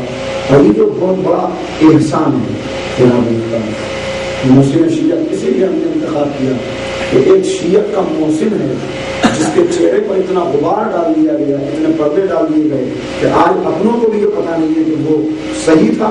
ارے ہماری بات ہم تو بہت دور ہو گئے، خود مختار کے بیٹے کو میں نے آپ کی خدمت میں کیا تھا، تو بیٹا آ کے امام سے پوچھ رہا ہے کہ میرے باپ کو لوگ ایسا کہتے ہیں، سچ ہے یا غلط؟ یعنی بیٹے کو اپنے باپ کے بارے میں صحیح صورتحال نہیں ہے کہ میرا باپ کا کیا نیت تھی، کیا اہل بیت راضی تھے ناراض تھے، اور اس وقت امام محمد کا دعوے کہتے ہیں کہ غلط کہتے ہیں وہ لوگ۔ اس لیے تو مختار نے جو تحفے بھیجے ہیں ان تحفوں سے ہمارے بیماروں کا علاج ہوا ہے۔ ہمارے پاس مالک دنیا میں سے کچھ بھی نہیں، امام نے اس بات کی بتائی تھی، لہٰذا بہت بڑی خدمت ہے۔ اور اس گفتگو کا مقصد بس آخری میں یہ عرض کرنا چاہتا ہوں کہ اس گفتگو کا مقصد صرف یہ نہیں ہے کہ آپ گفتگو سنیں تو چلے جائیں، بلکہ مختار ایک زمانے میں ایک شخصیت کا نام تھا، آج ایک شخص یا شخصیت نہیں بلکہ ایک جذبے کا نام ہے۔ آپ میں سے ہر ایک کے دل میں موجود ہے، ہر ایک کے دل میں موجود ہے۔ اس گفتگو کا مقصد یہ ہے کہ اس جذبے کو پروان چڑھائیں، اور اس کی پہلی ترکیب، پہلا طریقہ یہ ہے کہ آپ کیسے پروان چڑھائیں؟ دربار نہیں، اصلاح شروع ہوتی ہے اپنے گھر سے، اور طریقہ اس کا یہ ہے کہ ہم جانتے ہیں اس بات کو کہ ہمیں امام کے لشکر سے ملحق ہو جانا ہے، ہم دعائیں کرتے ہیں اس کے لیے کہ مولا ہمارا کردار شاید ہو جائے، یعنی ہم اہل بیت کی حکومت دیکھنا چاہتے ہیں، تو اہل بیت کی حکومت، اہل بیت کا پرچم لہرائے تو اس کے سائے میں ہر گھر آ جائے۔ تو کیا ہر سائے، کیا ہر گھر اس لائق ہے کہ اہل بیت کے پرچم کے سائے میں آ سکے؟ تو اپنے گھر کو صرف کرنا اتنا ہے کہ اس جذبے کو پروان اگر چڑھانا ہے کہ ہم اپنے گھر کو اس لائق کر لیں، دوسروں کے گھروں کو مت دیکھیں۔ انسان دوسروں کی طرف اشارہ بہت جلدی کرتا ہے، یہ نہیں جانتا کہ جب ایک کسی کے اوپر انگلی اٹھاتا ہے تو 3 انگلیاں اپنی طرف ہوتی ہیں، ایک اس کی طرف ہوتی ہے، 3 اپنی طرف اشارہ کر لیتی ہے۔ کہنا اپنے کردار سے اصلاح کرنی ہے، میں اپنے آپ کو سدھاروں، اس کے بعد اپنے گھر والوں کے اوپر کام کروں۔ جب میرا گھر اس لائق ہو جائے گا کہ وہ اہل بیت کے پرچم کے تلے آ سکے تو پھر ہم اپنے محلے میں کام شروع کریں گے، یہاں سے اصلاح کرنی ہے۔ یہ طریقہ جناب مختار نے اختیار کیا ہے، کبھی تو بہت مشکل تھا، آج ہم سوچتے ہیں تو وہ تصور بھی پیدا نہیں ہوتا تھا، اور اتنی بڑی خدمت ہے۔ آج جو مسائل ہمارے پاس موجود ہیں، ان مسائل کے سورسز کیا ہے، کہاں سے آئی ہیں؟ ایک سورس تو وہ ہے کہ جو حمید بن مسلم نے بیان کیا ہے، مگر حمید بن مسلم ہمارا راوی نہیں تھے، وہ یزید کا رپورٹر تھا، حالانکہ اس نے کافی چیزیں صحیح بیان کی ہیں، لیکن پھر بھی ہم اس کے اوپر اعتبار نہیں کر سکتے کہ بہت ساری روایت ہٹا دی گئی کہ یہ ممکن نہیں ایسا ہونا۔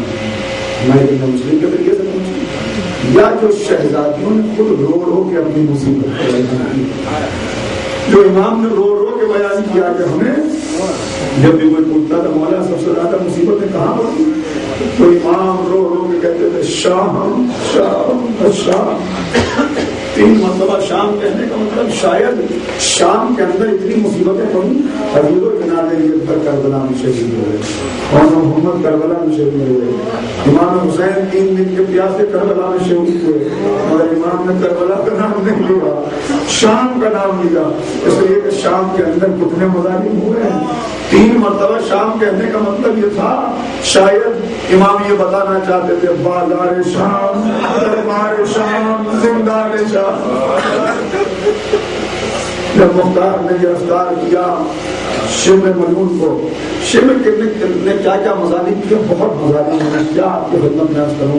ایک مرتبہ پوچھتے ہیں شمر بتاتے ہیں کیا مظالم کیے، اور شمر نے مظالم بتائے بے پناہ۔ میں صرف ایک منزل کی طرف آنے اس لیے عرض کرتا ہوں، کہتا ہے کہ جب میں امام کو شہید کرنے کے بعد خیموں کی طرف چلا تو خیموں میں آگ لگ چکی تھی، میں نے ایک بچی کو دیکھا جس کے دامن میں آگ نہیں ہوتی، اور وہ بچی اپنے ہاتھوں سے آگ کو بجھاتی ہوئی کبھی ادھر سے ادھر سے ادھر دوڑتی تھی۔ میں قریب پہنچا، میں نے کہا بچی تو کون ہے، آج بجھ چکی تھی۔ ایک مرتبہ بچی کہتی ہے میں حسین کی بیٹی سکی، میرے بابا مجھے اپنے سینے کے اوپر سلاتے تھے، بابا مجھے اپنے ہاتھوں سے خود میں کھلایا کرتے تھے۔ مرتبہ کہتا ہے میں نے سنا کہ یہ سکینہ ہے تو میں نے اپنے پاس سے کوڑا نکالا، تو کوڑے کو دیکھنا تھا، بچی سہم گئی اور سہم کے پیچھے ہٹنے لگی۔ ایک مرتبہ بچی کہتی ہے شیر تو مجھ سے کیا چاہتا ہے؟ تو میں نے اشارہ کیا کہ تیرے کانوں میں جو گوبر ہے ان گوبروں کو لینا چاہتا ہوں۔ بچی کہتی ہے کہ شیر میرے بابا نے مجھے یہ گوبر دینا ہے، اگر تم نے لینا چاہتا ہے تو میرے قریب نہ آ، اس لیے کہ میں فاطمہ کی پوتی ہوں، میں اپنے ہاتھوں سے یہ گوشوارے اتار کے تجھے دے دوں گی۔ شیخ کہتا ہے کہ میں نے دیکھا سہمی ہوئی بچی نے اپنے دونوں ہاتھ کانوں پہ رکھے، اس کے بعد پھر ہاتھ نیچے کر لیے، پھر ہاتھ کانوں پہ رکھے، پھر ہاتھ نیچے کر لیے۔ میری سمجھ نہیں آیا، مجھے دیر ہو رہی تھی اس لیے کہ آگے بزرگ کرنے تھے۔ میں نے ایک مرتبہ کھول کے کہا کہ تم گوشواروں کو کیوں نہیں اتارتی؟ تو بچی نے معصومیت کے لہجے میں کہا ہے شیر میں اتنی چھوٹی ہوں کہ مجھے پتہ نہیں گوشوارے اتارے کیسے۔ تو میں نے یہ جواب سنا، میں آگے بڑھا، دونوں ہاتھوں سے سکینہ کے کانوں کو پکڑا اور اتنی تیزی سے گوشوارے چھینے کہ کان زخمی ہو گئے، خون کی بوندیں ٹپک کے چہرے کے اوپر آ گئی۔ سکینہ پچھاڑ کھا کے زمین پر گری، آواز دیے چچا آپ واپس نہیں آئے، اے بابا آپ نے جو گوشوارے پہنائے تھے۔ اس کے بعد میں آگے بڑھا، میں نے بچی کے تماچے مارنے شروع کیے۔ اللہ اکبر، تم گزر گیا، 11 محرم کی صبح آ گئی، 11 محرم کی صبح اسیروں کو قافلہ چلا، تو میں نے سوچا کہ مجھے حسین پہ ایک اور ظلم کرنا چاہیے۔ اس بچی کو الگ ایک ناقے کے اوپر سوار کیا گیا، مگر جب ناقہ چلتا تھا تو بچی ناقے سے گر جاتی تھی۔ 2-3 مرتبہ ایسا ہوا کہ بچی گر گئی، قافلے کو روکنا پڑتا تھا، ہمیں جلدی پہنچنا بھی تھا۔ تو مختار کہتے ہیں پھر تو نے کیا کیا؟ تو اے امیر تو سن نہ سکے گا میں نے کیا ظلم کیا۔ کہ جب میں نے دیکھ لیا کہ یہ تنہا ناقے پہ ٹھہر نہیں پاتی تو میں نے سکینہ کو اونٹ کی پشت کے اوپر لٹایا اور رسیوں سے باندھ دیا۔ ذرا تصور کرنا، جب اونٹ چلتا ہے تو کمر کبھی آگے ہوتی ہے کبھی پیچھے ہوتی ہے۔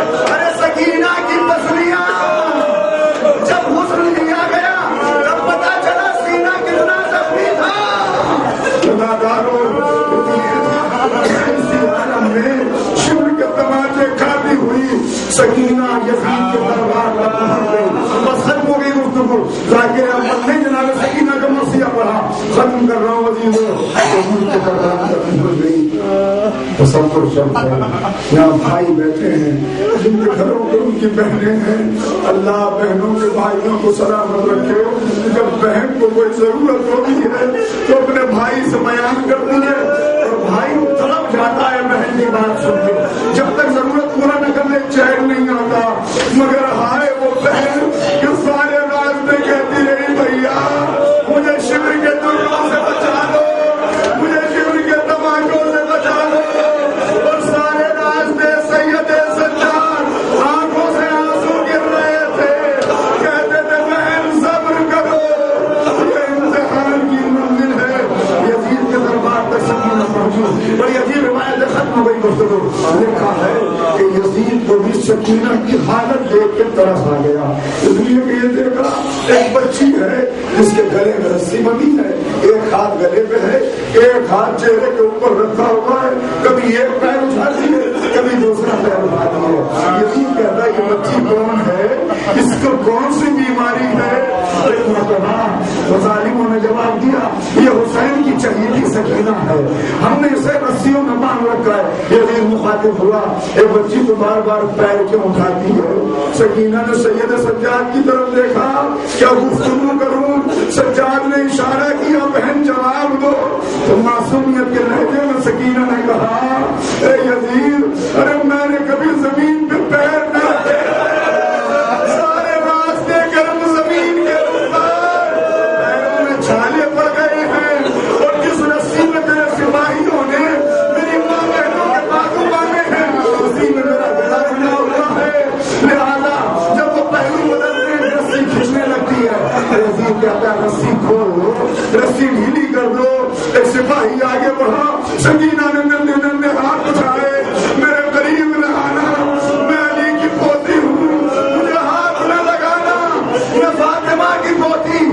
یزید میرا بھائی رسی کو ڈھیلا کر دے گا.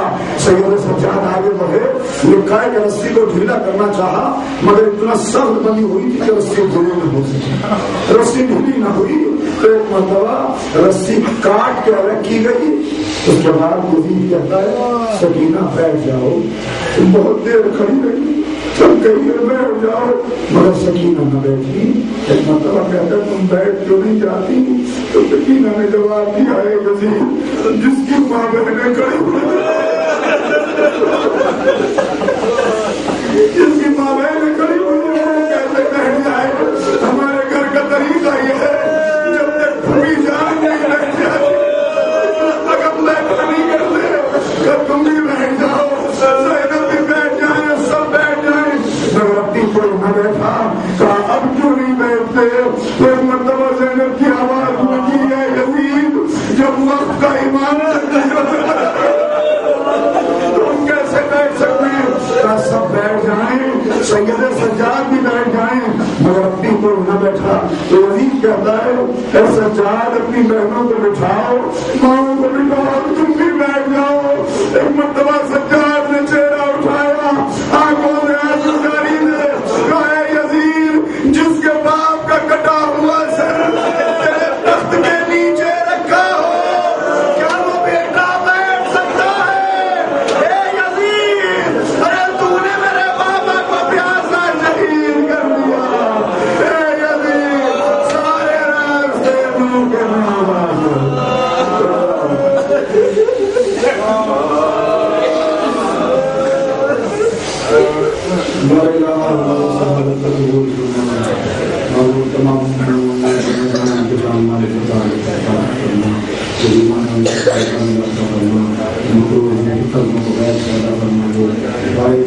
بزرگوں کو قوت سرانے میں فرما, جو بہنیں گھروں میں بیٹھی ہوئی ہیں ان کے لیے بہترین رشتوں کا انتظام کرے, جو اولاد انہیں اولاد نبی انہیں فرما. بارے اللہ ہمارے کردار کو صلاحیت کر دے کہ ہمارا ایمان ہم سے غلطی ہو جائے. بارے اللہ ایمان کے ظہور متاجر فرما, ہمیں سرکار کے انسان ایمان میں شمار.